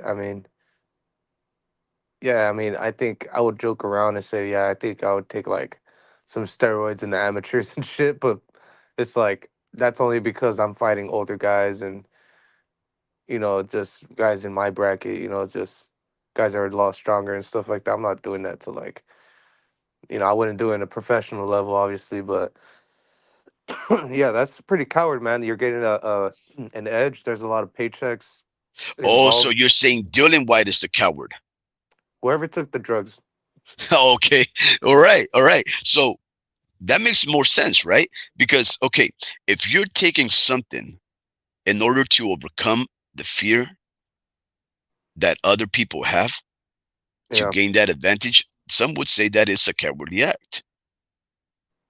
yeah. I mean, if it's like something that he knew he wasn't supposed to take, like a PED, and sometimes they'll have like they'll have some stuff to like hide the some of those traces and stuff, like using another drug, pretty much to Mask pretty it. much, yeah, to mask it, and they'll Mm, do that, but they can also detect that as well. But I don't know how it works out there with. I know it's called not Vada, but it's called man. We were saying it a couple weeks ago. Um, USADA. WADA. No, yeah, it's Vada, huh? Well, VADA's here in the United States. Over there in Europe, across the pond, they use WADA. Yeah, yeah, WADA. WADA. There we go. So yeah, it's just I feel like if it gives you an edge, definitely like you that's what yeah like if especially like yeah you're just doing that to get some kind of competitive edge, and that's some coward shit. It's like they stay away from that stuff, and they don't even get some people don't even get curious about it, so yeah, he definitely needed some kind of extra boost. Well, a Some lot of people are under the impression that the majority of fighters, especially at the higher levels, they're already under peds. So would you venture out and say that most of these fighters are cowardly? No, because I would think they're actually fleshing all that out uh before they even get a chance to trace it. And then by Oh, the so time you're only a and coward by if the you time get they fight, caught. no, no, no, no. Well, it's just because they smoke weed as well. So Oh, but if but they that's not a performance enhancer. yeah, that's matter of fact, that's a What? That's a unenhancer. narcotic. That's a That's an class un D that's an narcotic. that's an unenhancer. Yeah, yeah, so yeah, yeah, yeah. so That's some guys so why are we complaining about like this? Like there you all like some fighters are doing both weed and enhancement. yeah, So yeah. Well, I don't consider so marijuana a performance enhancer, but I but they do do. consider But I mean, anabolic steroids and clenbuterol and but all of those things to but if be. you say that, they get the competitive edge, then they do enough to not get caught. And some guys don't even have the decency to not get caught. Yeah, yeah, yeah. Oh, okay. So, yeah. So you're talking about people that brazenly Sloppy. defy the You're being the sloppy. rules. Yeah, they're sloppy. They're nonchalant. They're careless. They don't But care the about other the ones are sport. just better at doing it. But because they're better It's at like doing this. it, does not necessarily mean they're not cowardly for having done it in the first place. That But just it's means they're like smarter. yeah, it's like this. It's like you have enough respect to not get caught, you know? But see, here's the thing, though. Here's the thing. So, from what I know about some of the drugs that mask, or even clear out your Steroids. system from others, they take a couple of weeks. So the thing about it is this, Dream. If you take the product at an uncertain time and there's no time to clear your system, and they test you at the right moment, you're gonna get caught. if Yeah, you I mean, if you but some test guys the same day that you took the product, even if you take the clearing agent, you're still going to get caught. So I what I'm feel saying like is, uh I feel like the best fighters in the world right now aren't taking any of that shit right now. They're all aren't. nat they're not. Like Wow, they're all really? fucking they're clean edge, and they're living a mm, clean life. some of the best fighters, let me just help you remember. uh Tyson Fury is one of the best fighters. He's been accused of Hey, being a Rick said he mountain rocky sucks. oyster eater. Rick uh said he sucks though, so he No, shouldn't no, be that's fine, considered. but he's still one of the best fighters, and he is currently a champion. He's a Rocky Mountain oyster eater. If you guys don't know what that means he eats the testicles of wild boar apparently, and they have this type of performance enhancer inside of that meat product that comes from wild boar, and he's been accused of that. He's been accused of also doing coke. He admitted himself. We have Canelo, who's accused of taking clenbuterol, apparently something that is also found in 90% of all meat products in the nation state of Mexico, but he has also been accused of that. We also know that fighters such as who's another guy? Um, That's it. who, no. Usyk, no. I've never heard I nothing like said that. that's it. No. There's a lot. And in fact, let me see. David They're Benavides, Arthur Better. Well, okay. So in the case of all what living a clean life right now, dude. the homie Ricky is stating that Fury, Devin Haney, Canelo, David Benavides, Artur Beterbiev, all on peds. I I won't be as brave to say that they all are. I do know that some of those guys have been caught. And others have not. So I'm still gonna hold on to the fact that if you haven't been caught, you're either very good at masking it, or you ain't doing that. But nonetheless, I won't just say that necessarily. I do acknowledge though the majority of the people that follow the sport do think that most of these fighters are doing it. But going back to the idea that there are cowards in the sport of boxing. You are saying that in this case, Dillian Whyte would be the coward, but yet Christian Hammer, who quit on the third after the third round, is not a coward. Let me ask you then, uh, Dream, and everybody out there that's still listening, um, if you quit in the corner, are you You're a not being a coward? coward. Are you a No, coward? you're not being a coward because there's so many things that go on.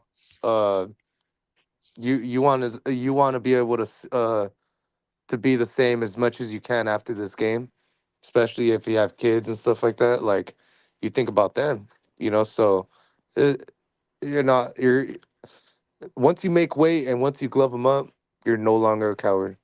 I mean, yeah, like I was gonna say, if you do PEDs, that throws it all away. But Yeah. yeah, yeah, but what kind of dude would do that? Like, would just take a knee? Imagine taking a knee, knowing you're on PEDs. You're like, fuck, I can't even beat this guy on PEDs. Well, then that just opens up another can of worms, because Yeah, here's the other thing that we know for a fact: you can take all the drugs out there in the world, but if you ain't got no skill, you're no not gonna heart win. and Yeah, no heart. yeah. So okay, Some so dudes just want it you are more. of the opinion, right, that if you lace them up and you take punches for a living, the fact that you are able to face those fears and participate in an activity that the If you majority were of able to, critical people don't, that means you are the opposite of a coward, and that means you are a brave and a if courageous you were individual, right? if you were given the obligation to make weight a certain weight and your opponent was obligated to make the same weight as you and you guys do the exact same thing, you both glove them up, then that's no one's a coward after that. You don't feel what they feel. Like they depleted their body so much.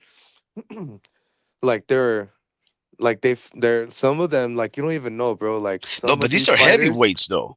They don't have to Oh, do oh, any of oh. that. I'm just saying, could Christian Hammer, I don't know what after Christian Hammer is. well, he's the guy who I just told you about. He's the guy who quit on the after the third round to Dillian Whyte. Oh, He decided not to come out to fight on the fourth, and Dillian Whyte called him a coward.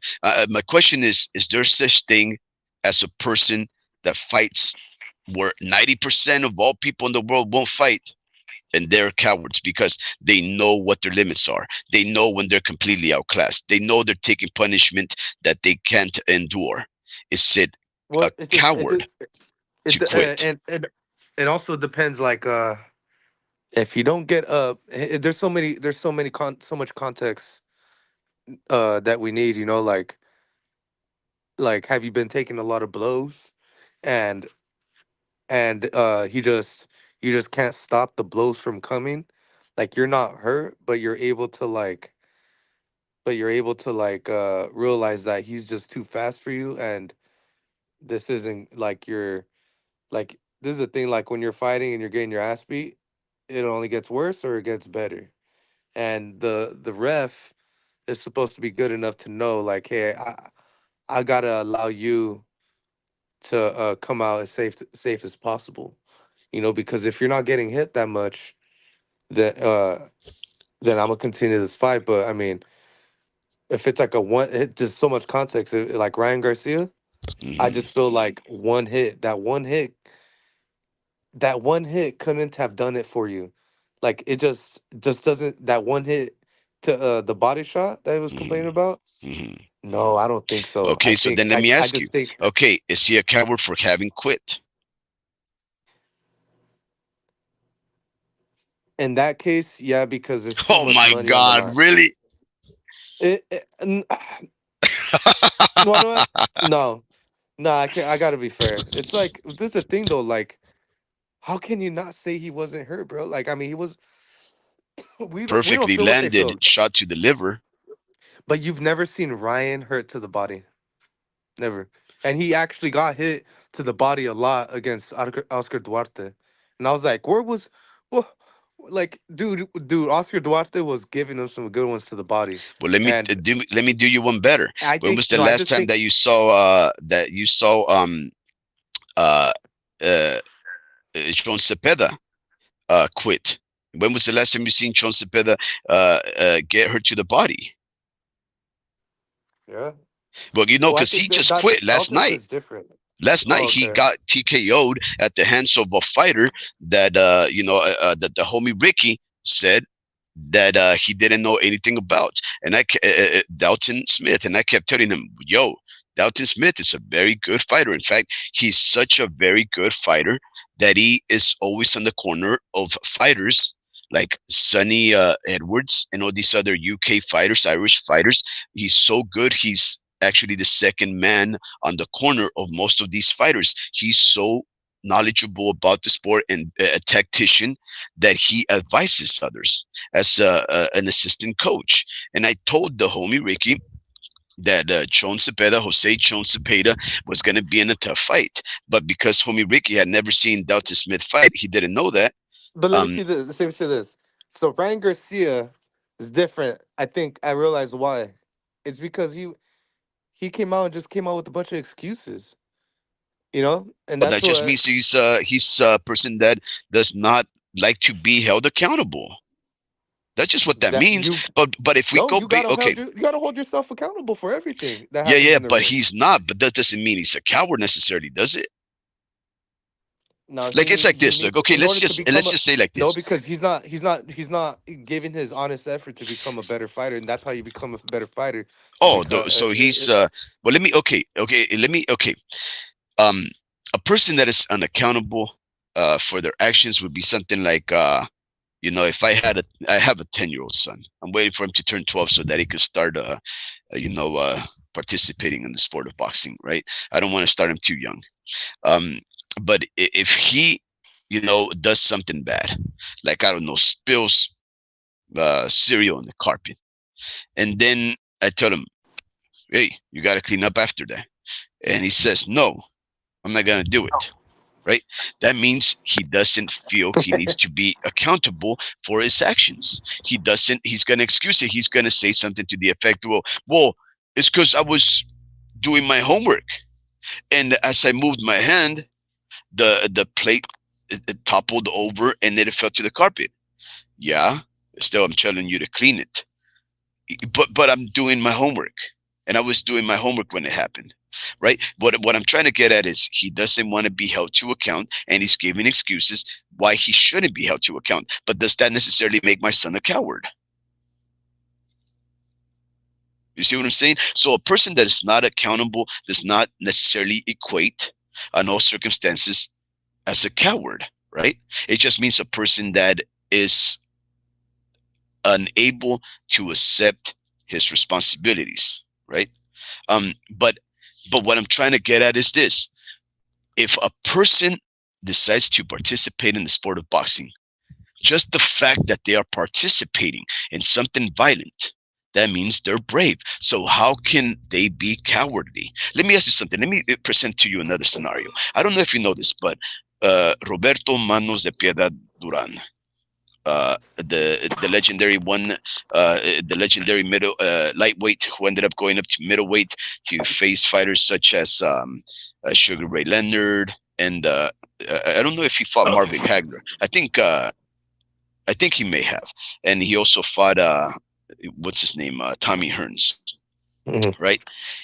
He had two fights with Sugar Ray Leonard. The first fight, he put a big old beating on Sugar Ray Leonard. Sugar Ray Leonard ended up having a rematch with him eventually. I think after two fights of that initial fight having taken place, Where and were you when this you time watched it?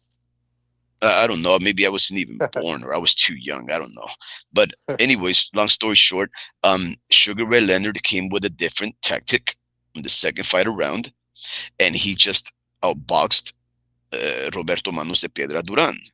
And this is one of the most famous instances of people calling Hands of Stone Duran a coward. When he was being outclassed around the sixth round or something like that, because he wasn't able to hit Sugar Ray Leonard. Sugar Ray Leonard was just being a masterful outboxer, throwing a punch, moving, circling around. Manu Cepeda couldn't catch up to him, and he basically turned his back. He throws his hands like, screw this. And he turns his back, and they wave off the fight, and they say that he's a coward because he refuses to fight. Do you remember that? Yeah, yeah. Okay, right now, Robert Roberto Duran, he was sickly just a couple of days ago. He had some heart related matters, very serious. He's 70 years of age now. He had a successful implantation of a device called a pacemaker. Now he is in repose and convalescence and doing well, I'm glad to say. But right now, everybody is writing and speaking about him fondly because of the wars he had. But there was a time, Dream, that the world of boxing and in sports in general, because these guys were larger than life, they were calling him a coward because he turned his back on the fight solely because he was being outclassed. Let me ask you something. If you, and I'm sure you faced somebody that's so much better than you that they frustrate you. If you are being outclassed, outgunned, you can't figure out this guy, and if you decide to no longer fight and say, that's it, man, you're better than me, I can't do anything. Why am I going to just allow myself to get beat up and embarrassed if I can't do anything? What am I here for? I'm your punching bag. Is that cowardly if you decide to no longer fight? No, and you're talking about like a fight, or just sparring? Well, in any circumstance, I guess what I'm trying to say, the situation where you are so inferior to a fighter, somebody just has your number and you're unable to do nothing. If you decide that you no longer want to fight, in other words, you quit, are you a coward? Because after having quit, No, I don't. I mean, there's so much context that's needed because if we're sparring, then we're working with each other, and there's nothing personal to take. Uh, we're working on something, mhm. unless we have other gyms coming from people coming from other gyms, and you got a lot to prove, and you got to come with your A game. But I mean, that's why it just depends. Like, and on top of that, when it's sparring, even when you do have other gyms come from other cities, and for the little meetups, like the sparring days that they have and stuff, like uh, even those days, like they have their off days, they have their on days. Like you never really get. You do get a good judgment of the fighter himself, but you do realize that they come a lot better when it's the day of the fight, and because they're just still sharpening on stuff. So almost, yeah, you do. It just depends, man. Like there's a lot of ways nowadays to. There's no reason to be a coward in this sport, because you go in there. There's different ways to market yourself. There's different ways to approach the fighting game. Some guys just want to fight in mechs and become a journeyman, and they're okay with it, And some dudes want to make enough money to do some real estate. Like it just there's so many goals for these There's fighters. so Like it's many reasons why people get involved in the sport, and yeah. there's so many different levels of expectation is what you're trying to say. But I guess what I'm trying to ask you directly is, if a fighter quits, If he is wants to become quitting, a world champion, if he wants to become a world champion, what if he what if doesn't? he does? What then? What's that? Then what's the angle? You know, Yeah, no, I uh, mean the question is, I guess, even more simple. um is a quitter a coward? Because if a quitter is a coward, then Dillian Whyte is right for having called Christian Hammer a coward, because Christian Hammer quit. But here's the thing though. How can we say Christian Hammer is a coward if he defies the definition of what a coward is? And we already talked about how the term coward means a person who lacks courage. And we talked about how courage is a person that does not take action because they are frightened. How is a fighter who takes punches for a living, anybody who takes punches, whether as a pro or an amateur, how can they be cowardly if they're facing things that frighten most people? Is what I'm trying to say. At is a coward a quitter? Is a quitter a coward? And I guess, is there such thing as a coward in boxing? And I don't think there necessarily is. I think there's quitting, but I don't think quitting is necessarily a thing that happens to cowards. Like, for example, if you had seen this fight with Dillian Whyte as he was punishing Christian Hammer to the body, why wouldn't Christian Hammer quit? If he hasn't won no round, he's taking all these salacious punches to the body, he's unable to endure. Is he supposed to just continue the fight knowing that he's already beaten, he's hurting, just because Dillian Whyte wants him to? You know what I'm no, saying? Like, he mhm. got inside the ring with him at the same weight, or not the same weight, but in the ring, agreed to terms. He's not a coward. No, yeah. See, so I found that to be very controversial, because the, Why? no, because I don't. Dylan White called him a coward, and I've never had, I've never heard of a fighter call another fighter a coward after they Think that's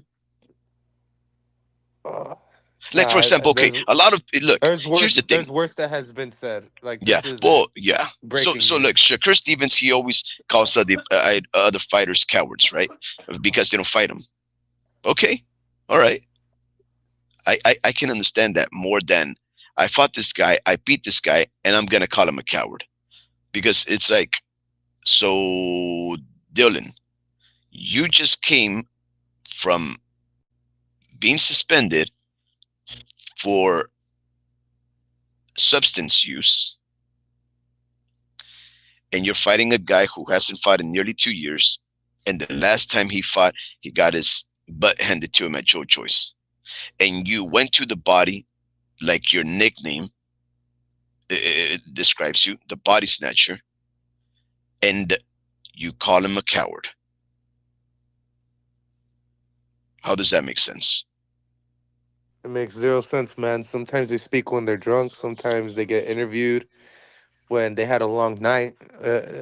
Dudes like Dylan White has done worse, and his character has shown with him doing all the other getting caught with like PEDs or not testing clean. So let me It shows, let's go back full you circle, know. so that I can ask you a couple of quick questions about some of the most recent boxing news. But let's just go full circle. If this Japanese fighter, the Sakama, right? If he laced up the gloves in the first in the first place, the fact that he took his life, and in a society that finds taking one's life on certain occasions as an honorable act, how is Kanamu Sakama a coward? Like, some of the people that I know that have Western philosophical outlooks have called them. How can what he has done as a fighter who fought before others, took punches to the face, took punches to the body, he overcame those fears that 90% of all these people in the world won't face, violence executed to them in an organized sport as boxing. How can we say he's a coward, right? Okay, Drew. Uh, she's. Why do I keep calling you Drew? Dream. Let me ask you. There's this fight coming up, right? In a couple of weeks. Tszyu versus Sebastian Fundora. Let me just ask you real quick, because I'm sure you're trying to go to sleep to start your day off right. The fact that Sebastian Fundora is the complete opposite fighter of what Keith Thurman was supposed to be for Tszyu as his original opponent. Taller than the shorter Thurman, uh, longer, rangier than the shorter armed Thurman, a fighter who's fresh and active and fighting in comparison to Keith Thurman, who hasn't fought in 2 years. A southpaw, where Keith Thurman is an orthodox fighter. And this is a last minute replacement for Keith Thurman stepping in to face Tszyu. Let me ask you something. Is that an old switcheroo that PBC is putting on Tszyu in order to strip him of his belts and have him lose? Or is this just a coincidence and Tszyu is still gonna go over there and just blow out Sebastian Fedora? It was just the next man up mentality, like he's the most reasonable guy to put in, solely Hmm. because he's able to make the weight. Hmm. He cuts down from, like, I forget what weight. Like, he's definitely more than 170 pounds that he, or like 100. He's probably 160 or 170, but um, he drops weight and he probably hits 154, and it feels good on him, especially in his tall frame. Like, he was the most feasible fighter out there that can actually step in last minute, Hmm. and he might have been the best option because there was only 10 days. He was fighting on the same card. He was already dropping weight Hmm. at 154, I think. Was it? Yeah, he was already dropping to 154. I might be wrong, but No, yeah, he um, fights. Both of them fight at 154. yeah. So he fits. He's already dropping weight to that weight. Fighting on the same card, has fought and has similar opponents. It was just a perfect fit. The most feasible. He probably got a big little pay raise, from that. And Hmm. I think maybe, I'm just assuming, if it weren't for him, he probably, like, I haven't heard too much reports or anything about it. I'm just assuming that he kind of saved this card by jumping in, because I'm Okay, like, so you're of the who else? opinion. Yeah, so you're of He the saved it. opinion that He's a hero. He's a yeah. hero of the card, Okay, maybe. yeah. Okay, I see. So you don't take any credence into what a lot of people are saying, that this is a conspiracy, that what a coincidence that No, Sebastian I don't believe Fundora, in no. No, I think shit happens for a reason. I think shit really just happened to Keith, and because they he's were ready very for injury that. prone, right?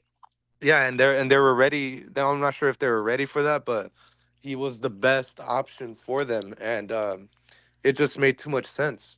Hmm. It just made way too much sense for it not to happen. I mean, Fundora didn't have to make that fight happen, just because he's coming off a knockout loss. Yeah, yeah. So Uh-huh. yeah, so he didn't have to. So I mean, dude, dude got my respect, and I think he's gonna give him a hard time. I think he does get the knockout, but I wouldn't. Dude, Fundura got this crazy amount of heart for that long stature. Like, he Hmm. does not back down, and that's what gets him knocked out. But dude, sometimes sometimes he can be underdog, man. Like he's a live dog kind of, but I think Tim Zoo's just different. I think he's the best 154 pounder behind Terrence. Hmm. So so he's strong, bro. He's extremely strong. He does get dropped, but that I think Gaucher is just a really hard puncher. Like, it's he's hard. He's strong. Gaucher. Hmm. He's a strong puncher, but I think it's mostly because he's flat-footed. He's able to like generate more power that way. I think he has a hard time seeing punches coming from different angles sometimes. Like I seen in the Brian Mendoza fight, and Hmm. I think Fundora's angles, the way he comes at those punches, is gonna give Tim Tszyu a hard time. But I want to see how he reacts off of Tim Tszyu's power because Tim Tszyu's power is more. He picks your shots. You know, his Hmm. punch placement is really good. That's why he's able to load up and kind of get you, punch you like right on the button that kind of gets you knocked down. That messes up your leverage and all that. But Hmm. he's gonna have to aim high for this one. He's gonna have to fucking. He was punching the bag like it was his height. Now he's got to punch the. He's got to go at the longer bag now, and he's got to punch So high now. see, You know. a lot of people, exactly because of the things that you're addressing, right? The fact that Tim Tszyu had to get sparring partners that more closely resemble a fighting style like Keith Thurman, which we know is more mobile, very explosive. He's more technical, and he knows how to pick his shots better. He's much quicker than Sebastian Fundora, but he's also much smaller and lighter than Tim Tszyu, right? So, and he's an orthodox fighter. And he's also a fighter that's long laid off and injury prone. So Tim Tszyu was prepping for this fighter, and now he's fighting for an opponent that is completely the opposite of what he was training for. And now here's the thing: there was this interview that they had of Tim Tszyu. Tim Tszyu looked very annoyed. He's already been ducked by Michael Sarafa, right? He's already been ducked by uh, the baby Charlo, Jermel Charlo. He's already been ducked now by Keith Thurman, and he looked very annoyed by the whole thing. And he was so annoyed that he was actually with his arms crossed, like when a kid is like so upset, right? And you can tell that he did not like the fact that they replaced uh, Thurman with Sebastian Fundora. Because first off, here's the thing: you can't really train for Sebastian, right? Where are you gonna get sparring partners that are 6'2" in a weight class like that, anyways, or anywhere near that? You can't, right? It's like Robesi Ramirez when he faced off El Divino Espinosa. You can't Well, really train for those I forgot to styles because they're just so completely uh, unusual. let me add But something. it's last minute also. Let me add something too. I forgot to mention Hmm. that Brian Mendoza had the opportunity to fight Tim Tszyu, Hmm. but I think what had happened was that he was helping him out for this fight. Yeah, they're sparring partners. He was sparring him for this fight, and I think they should have waited. They should have waited for that sparring session because there were so many things that were happening. Just I feel like you need to wait a couple of years to actually spar that dude again. Like maybe move weight classes. You know, because if you know that dude got you, got you beat fair and square, then got to move up, man. Like I feel No, like. no, no. So no. See, Brian Mendoza is a sparring partner of Tim Tszyu because they've already fought. But that's the thing. Like he was in the same weight class, still sparring him, and he was planning on still fighting at 154. And Yeah, you're fighting this dude that's in your weight class, not too many notches ahead of you, that you went the distance with. yeah, You know, Tim Tszyu doesn't go the distance with not too many people. So, yeah. That's true. so that's the thing. Like that's gonna show in your record, and it's like they should have waited. I think what happened, they got along really well. You know, Hmm. they became cool after the fight. I seen like the little bond that they got after the fight, and they're like Hmm. hella buddy. You know, and they actually teach each other something. You know, you can see it in the fight. Like that's what Tim Tszyu needed was some lateral movement, and he struggles against that. And Brian Mendoza had it. He was athletic enough to do it for 12 rounds, Wait, Brian and Mendoza is the guy who knocked out Sebastian Fundora. yes. So guess what? Maybe he's giving him some pointers. No, but they weren't gonna give it to Fundora though. Like the Fundora just got knocked out by the dude that Tim Tszyu just beat. So wait, so what are you You trying know, to say? so They were gonna give it to Mendoza again? yeah, What? yeah, No, that's bad. rematch. That no, Yeah, Tim they C were, already beat him. Like no yeah, that's way. what yeah, but that's what they were gonna do, and then keep Fundora on the undercard right there. But Yeah. guess what? They were sparring each other, so it's You know like, how bro, the PBC always has these, like, they have so many mistakes, right? They do so many things. Like right now, everybody's in this big old dialogue against the PBC, saying that they can't do anything right. They lay off these fighters. They make these fighters inactive. When their fighters cross over and fight fighters from this Matchroom or Japan or Top Rank, they always lose to them. They basically say they're so inactive that they forget how to fight and they always lose. Um, the PPC has done a lot of things that do not benefit the sport nor their fighters, and obviously it doesn't benefit their company because they've already lost their HBO and Showtime and Fox connections, and now they started off what seems to be, in my opinion, on a bad footing with Amazon Prime, because if you cannot draw any attention to the fight that you were going to have with a former champion who actually had a fan base once in Keith Thurman, how are you going to sell this fight with Sebastian Fundora, who I like to remind people, he's a person from Cuban descent living, of all places, in Southern California. That's not even a big group. Like if you had said that Sebastian Fundora lived in Florida, at least you can say he had the community of the Cubans and all of those islanders to favor him. He's basically a person that's partially Cuban and, if I'm not mistaken, partially Mexican. Uh, but he's never had the fan base of the Mexicans. He's never had the fan base of the Cubans. And so, how are you going to sell this fight? How are you going to sell this fight? It's just, I agree with you in the sense the PBC did not intend to make this switcheroo in order to screw over Tim Tszyu, because, like the homie Ricky once pointed out, Tim Tszyu is the biggest star the PBC has currently.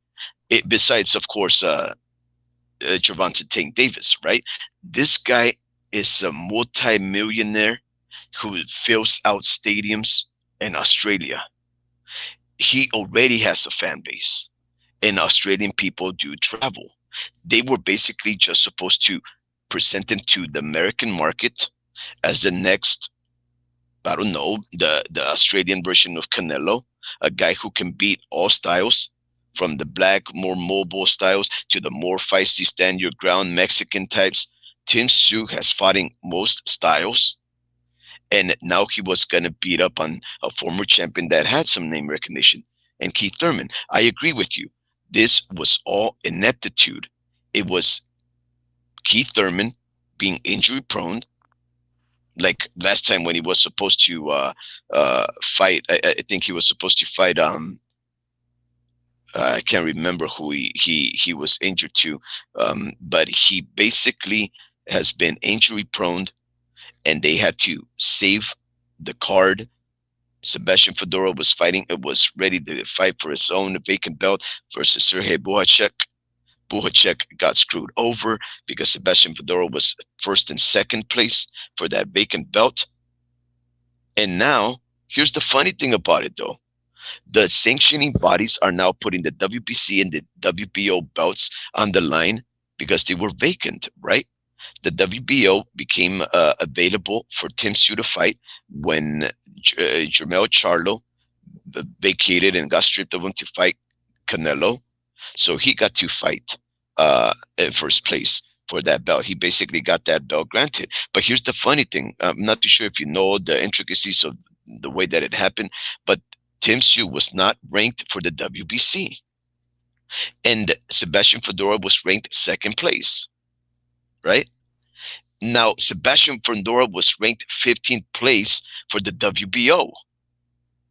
And there was all these other fighters that they could have filled in the void and given a shot for the WBO belt. So what these guys done, these sanctioning bodies, they forced one guy to go to first place. That's Tszyu for the WBC, and Sebastian Fundora from the 15th place to the first place for the WBO, in order for these guys to unify. What do you think about that kind of movement?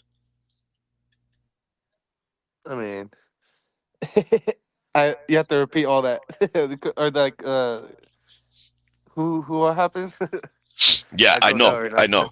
So Sebastian Fundora was was ranked high on the Uh huh. WBC, but he was ranked very low on the WBO. Tim Tszyu was ranked very high on the WBO, but he wasn't even ranked in the top 20 for the WBC. The sanctioning bodies moved them up to first place in order for these fights to happen. They screwed over fighters like Sergey Bohachuk, Erickson Lubin, Virgil Ortiz, um, all these other fighters that had already been there fighting and climbing up the ranks. They screwed them over in order for these guys to make this fight a unification. It just comes to show that the sanctioning bodies are obviously corruptible, like we already knew, but they're doing everything in order to establish this fight. From putting on the last minute replacement, that's obviously a better fight for us boxing fans, Tim Tszyu versus Sebastian Fundora, but now they've put on two belts on the line in order for them to sell this fight. Do you, Drew, think this fight will sell well? I don't think so. I mean, um, there's still yeah. I don't think it'll sell well. I mean, this was already kind of up for grabs type of fight. Like not up for grabs, my bad. Like a cherry pick fight for Hmm. Tim Tszyu. Like this is already a matchup that I didn't want anyways with Thurman and Tim Tszyu. Hmm. I wanted Thurman to stay at 147 and fight those Or guys up there retire. or retire. I mean, I just want him to stay at the same division and just get that lasting memory, get a knockout and walk off with the sunset, yeah, this is the fight that I didn't want originally, but they're doing Keith Thurman a favor or Al Heyman a favor, one or the other. But Exactly. I think it's more like Al Heyman. That's what he needs, bro. Like that's this is benefiting Al and whatever's feasible for him. And I think Fundora, I like the name Keith Thurman in there. It was Hmm. like it was like damn, we finally just because I want to see Thurman inside a boxing ring with some gloves on. That's it. Like that holds value right there. But uh as far as a competitive fight, it wasn't gonna be competitive. But now you got Fundora. He's actually felt that 154 power. Uh and he might just feel a stronger 154 power, on uh when they fight when he fights Tim Tszyu. But I think Tim Tszyu's just there to get hit. I think he will find Tim Tszyu to be a harder puncher, but he will realize that he doesn't have the lateral movement that Brian Mendoza has. Uh, Oh, ho, you know, ho. but Brian Mendoza Whoa, does. whoa. Brian Mendoza, it's styles makes fight. Uh-huh. Styles makes fight, and I think So you're I need saying, to wait, see wait, more. I wait, let need me to. see if I I get think this. Sebastian Fundora is gonna tag Tim Tszyu much easier than he is gonna tag Brian I Mendoza. don't know. I don't know how he's gonna react to the power. Is what I'm saying too, though, because he Okay. does punch. He does. This is gonna be his hardest puncher right here. Is he gonna find that chin though? Is he gonna have a hard time with the chin, finding it because he's so damn tall? I seen how far, like how high the fucking Brian Mendoza had to reach for that knockout, bro. Like he had to get inside the box type of thing, Yeah. and Fundora is gonna face a harder puncher, but he doesn't have like the combinations that Brian Mendoza has. Brian Mendoza comes in like bunches of punches, and sometimes he comes at different speeds. I think Tim Tszyu's a little more predictable, but sometimes there's not like it seems like there's nothing they can do about it at the same time, even though it's predictable. So I Hmm. think I think It just depends. Like I can usually when I see the first round, and I see your head pop back, boom, off a jab. I'm Hmm. like, oh yeah, it's over. Not over. Like Hmm. stylistically, you can make it through the fight, but if I see your upper back hovering over your heels, and I'm like, yeah, this dude can't even take this dude's fucking power. Like this dude's physically not fit to fucking fit, not fit, but physically not strong enough to withstand this guy's punches, any punch. You know, And so I think I see something like that because Tim Tszyu does have a good jab, bro. yeah, He's is strong. He's strong. So yeah, he is. So he's the strong. man, So you're in. Wow, that's a little controversial. So you do think this is gonna be? It has the potential to be a very good fight. But let me ask you, yeah, and what are distance the fight odds because of of? Yeah. Fundura's heart. It's So Fundura's heart that we're not measuring. oh, Yeah.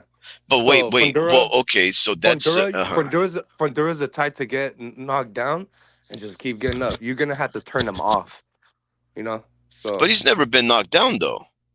He's been what do knocked you out mean? once, but I don't know if we've ever known him to be We a might see person that that again. gets dropped. Yeah, yeah, yeah, yeah. But what I'm saying is, look, But you it was an can't get up. accumulative. He couldn't get up from that punch from Brian Mendoza because he hit the back of his head. He was completely dazed. So that's not one of those punches that you could But say, he okay, wasn't. But this he thing, he wasn't was getting. slept.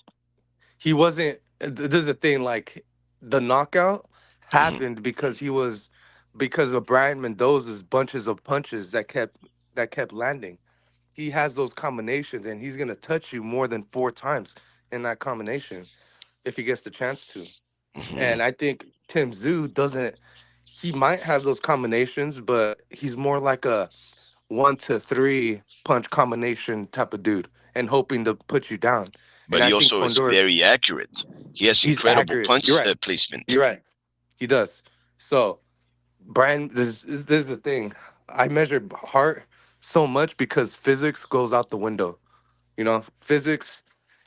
Like you can be right about physics, but I'm still getting up. You know, like it's sometimes, bro. Like some dude is just some dudes just molded their body to beat you for the rest of their life. Kind of like Tank and Ryan Garcia. Ryan Tank is gonna be old as fuck, and he's still gonna be capable of whooping Ryan's ass for the rest of time, because some dudes are just too strong Yeah. for you. You know, they're just not capable of hurting him ever in Here's the life. thing. And I think, Brian but Mendoza, he also go ahead. benefited from having somebody like Ismael Salas in his corner. Because Ismael obviously had to have had some experience or coming up with a way to approach a fight like Sebastian Fundora. Because obviously, Sebastian Fundora A heart, always right? stuck to, well, not only hard, but he always stuck to the plan. It was never try to be an outboxer because you can't. It was always be not even so close that you smother your punches. It was always mid range, uh, to inside to be able to pull to and to move just one step laterally to get away from Sebastian's onslaught to be able to And land that incredible punch. there's a lot of other factors too, like how is the ref being with the fighters? Is he allowing them to fight inside? There's like that those type of factors, but I think Fundura's the type to give even the ref a hard time. He's the type to get tagged, but you know how the refs are like, you got to show me something. He's gonna show you something, you Hmm. know, and that's what I'm talking about. It's like you're doing everything correctly, but this motherfucker's just not going down, you know, and you're gonna have to pull something up out of your sleeve. Okay, Tim Tszyu has big tools. He doesn't have a lot of tools in the toolbox, but he has a Hmm. lot of big tools. You know, he's a commercial guy. He's not the residential guy. He's got everything. Everything is up to one size. You know, but hey, he can't help you do some things on the residential side, but he help you build your business. Or I don't know, but you know what I'm Hmm. saying? Like yeah, like he's just a strong, powerful dude with 1 to 3 combination type punches. He does get aggressive when he sees you hurt though. But there's a thing like he fights 154 pounders that just don't have a lot of heart and just I just see too many opportunities. Not too many because Tim Tszyu is definitely like the one best 154 pounder. Mhm. He gets aggressive when he needs to, because I seen in that Brian Mendoza, he realized how good that motherfucker was, and he was like, "All right, I'm gonna turn it up." And he gave Brian Mendoza a hard time, but guess what? Brian Mendoza also got hurt, and Yeah.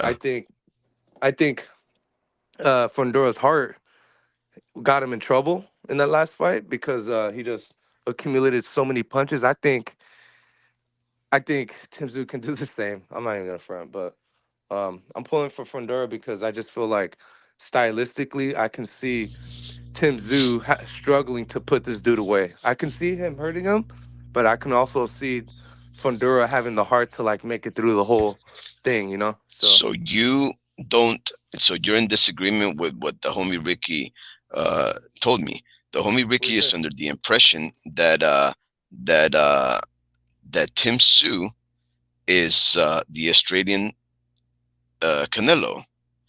Um, Really? yeah, Why? yeah. Because they're very good at punch placement. They don't throw a lot of punches, but the punches that they do land, um, you I know, seen this they one. I seen this one they interview, land. They have the effect that they intend. They have enough, just slight head movement, but and they I learn seen very this, quickly. I seen this interview with Tim Tszyu, and he's like, "I'm very easy to make a fight with, mate." That's what he said. He's like, "I fight Well, anybody." maybe not in I the need, business side. Maybe I fight. He's like, "I fight anybody, mate." And I was like, "This dude fight anybody, mate." Like, what are you talking about? He fight Crawford too, bro. I think he will fight Crawford next. So what we're Yeah. gonna say about that? Well, that's a good fight. That's a natural step up That's for the hardest fight. That's the hardest fight out there. So yeah, how are we but I gonna call mean, Tim but Tszyu a duck? no, nobody would call Tim Sue a duck. But what He's I'm gonna saying fight is, you Crawford. can't say that Canelo is ducking Crawford because he won't fight him. That's just illogical. He Oh, gets nothing from it. that's a different reason. Yeah, that's a different reason, right? Yeah, yeah, yeah. We're saying that about him and Benavides, but that's not here, neither Yeah, here nor there. exactly, But exactly. But yeah, no, look, Tim Su look, and Terrence Crawford did say he would move up, even though there's some rumors that he's gonna fight a stable mate and he's gonna fight Chris Tim Eubank Tszyu. Jr. No, I bet uh, you one th- hundred dollar. but there's a thing though. There's some rumors that Terrence Bud Crawford is gonna face off against Chris Eubank Jr., who is a former But no, stablemate. Hmm? okay. But this is the thing. This is the key, right? This is key, and I think I'm slightly over exaggerating. It could be an American, but I think they have to bring their own country. You know, so you can even see him fighting fucking Connor Ben. You know, he gotta make it make sense as far as putting asses in seats. Wait, who are So we I talking about? Crawford. My Oh, bad. okay, yeah, yeah, yeah, yeah. Yeah. So Oh, okay, he so like he. that's why Tim Zoo he brings a whole entire country with him. You Mhm. know, so he's bringing a different type of fiat. You know, so he's coming in with a whole country that only has Tim Zoo. Black, white, Asian, they're from Australia. They're going for Tim Zoo.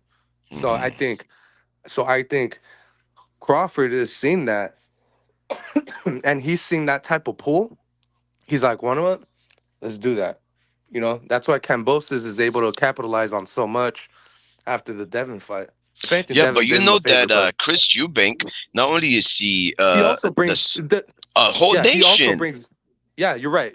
But this is the thing. He's he doesn't make sense as far as weight classes. Like he's okay, it's not horrible fight, right? Oh, Because I because actually it's at do think, 160.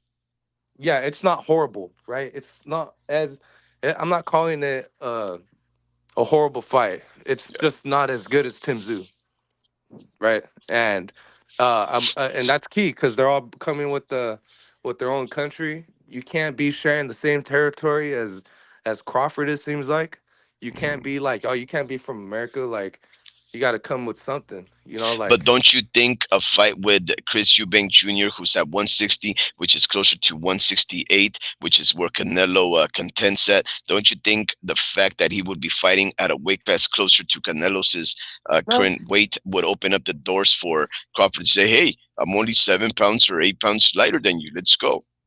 who to Canelo? Yeah, because if 154, if Crawford was to face 154 Tim Tszyu and beat that guy, how does beating Tim Tszyu open up the door for you to fight a Canelo? It doesn't. It's still two weight Because classes below.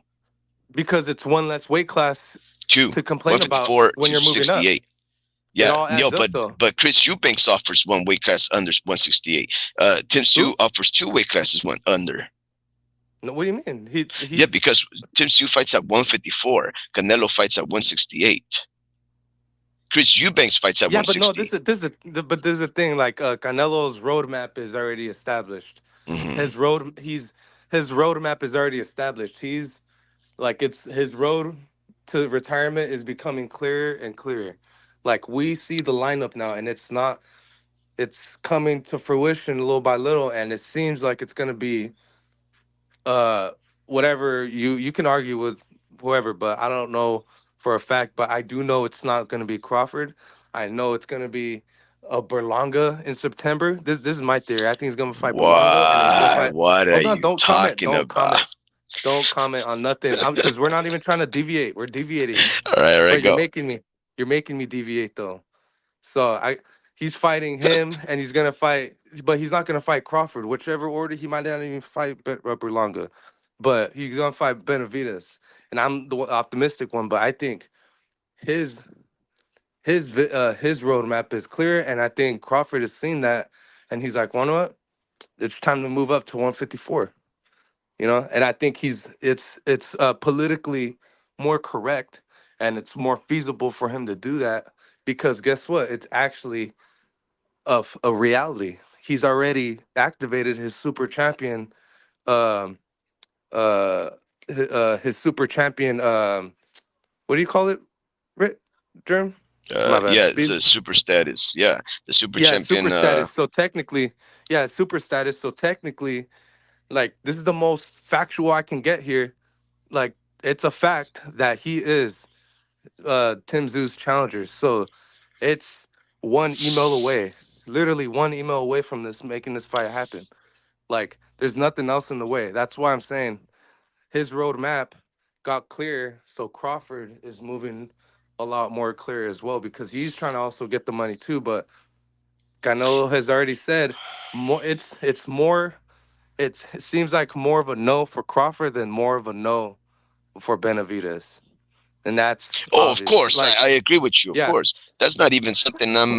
But here's the thing, though. Even though Canelo has told Crawford clearly, no, I don't get nothing from you.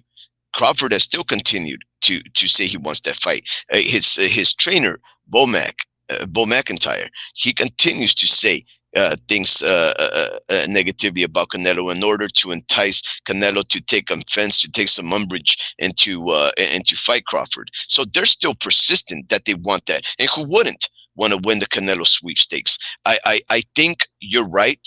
Canelo is completely against the notion of fighting Crawford, but that doesn't mean Crawford accepts that. Crawford right. will continue to pressure and find ways to get to that slot. And a lot I of just people think, have actually believed that Crawford would is deserving of a Canelo sweepstakes because he's a two-time but and you're right, undisputed. and that's because he's a free agent, you know. But that's because, but contractually he can do it with anybody. Yeah. But Canelo is coming out with more and more BS. I know he didn't say he didn't want to fight Mexicans, and he seems like a liar right now. But we gotta take his word for again. Like, you know, we gotta take his word again. Like we gotta like he's it just doesn't make sense. And honestly, the Tim Zoo Crawford fight feels good in my heart. It feels good, and it seems like they're both like intrigued by the fight. This is like the most sense all sides have felt in a long time as far as like Crawford's fights. You know, besides the Spence fight, you know, like this one makes sense on the fan side. Tim Tszyu.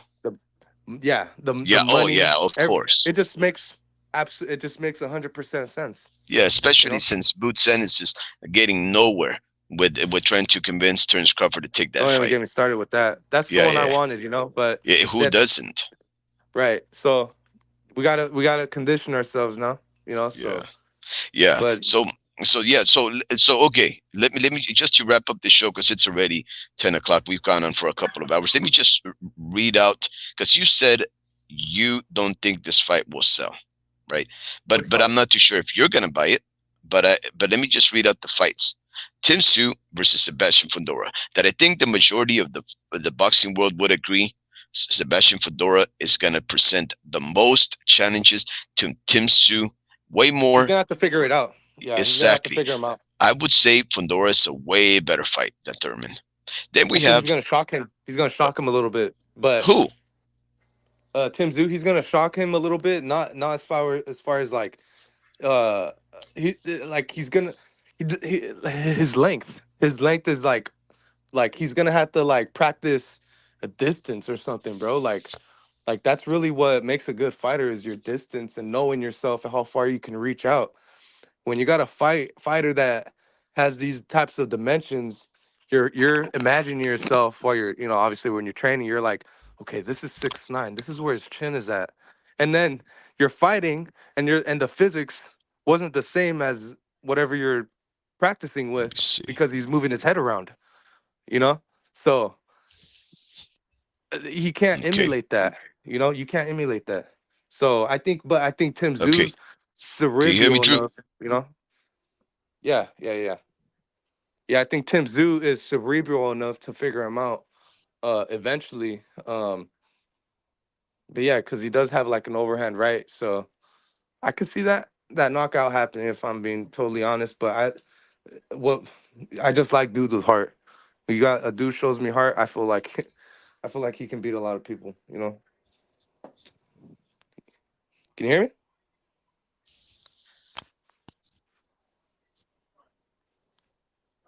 Oh wow, you lost some sound. I see. Yeah.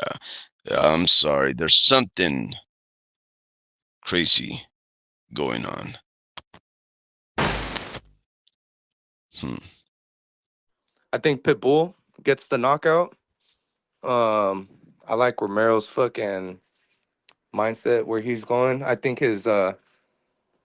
I don't mean this in a mean way, but I think he got spanked by his dad and he told him something. But nah, he Man. he listens to his he listens to his parents. Like he listens to his parents and seems like he's got his head on right and he's talking correctly and he's giving dudes props where they belongs.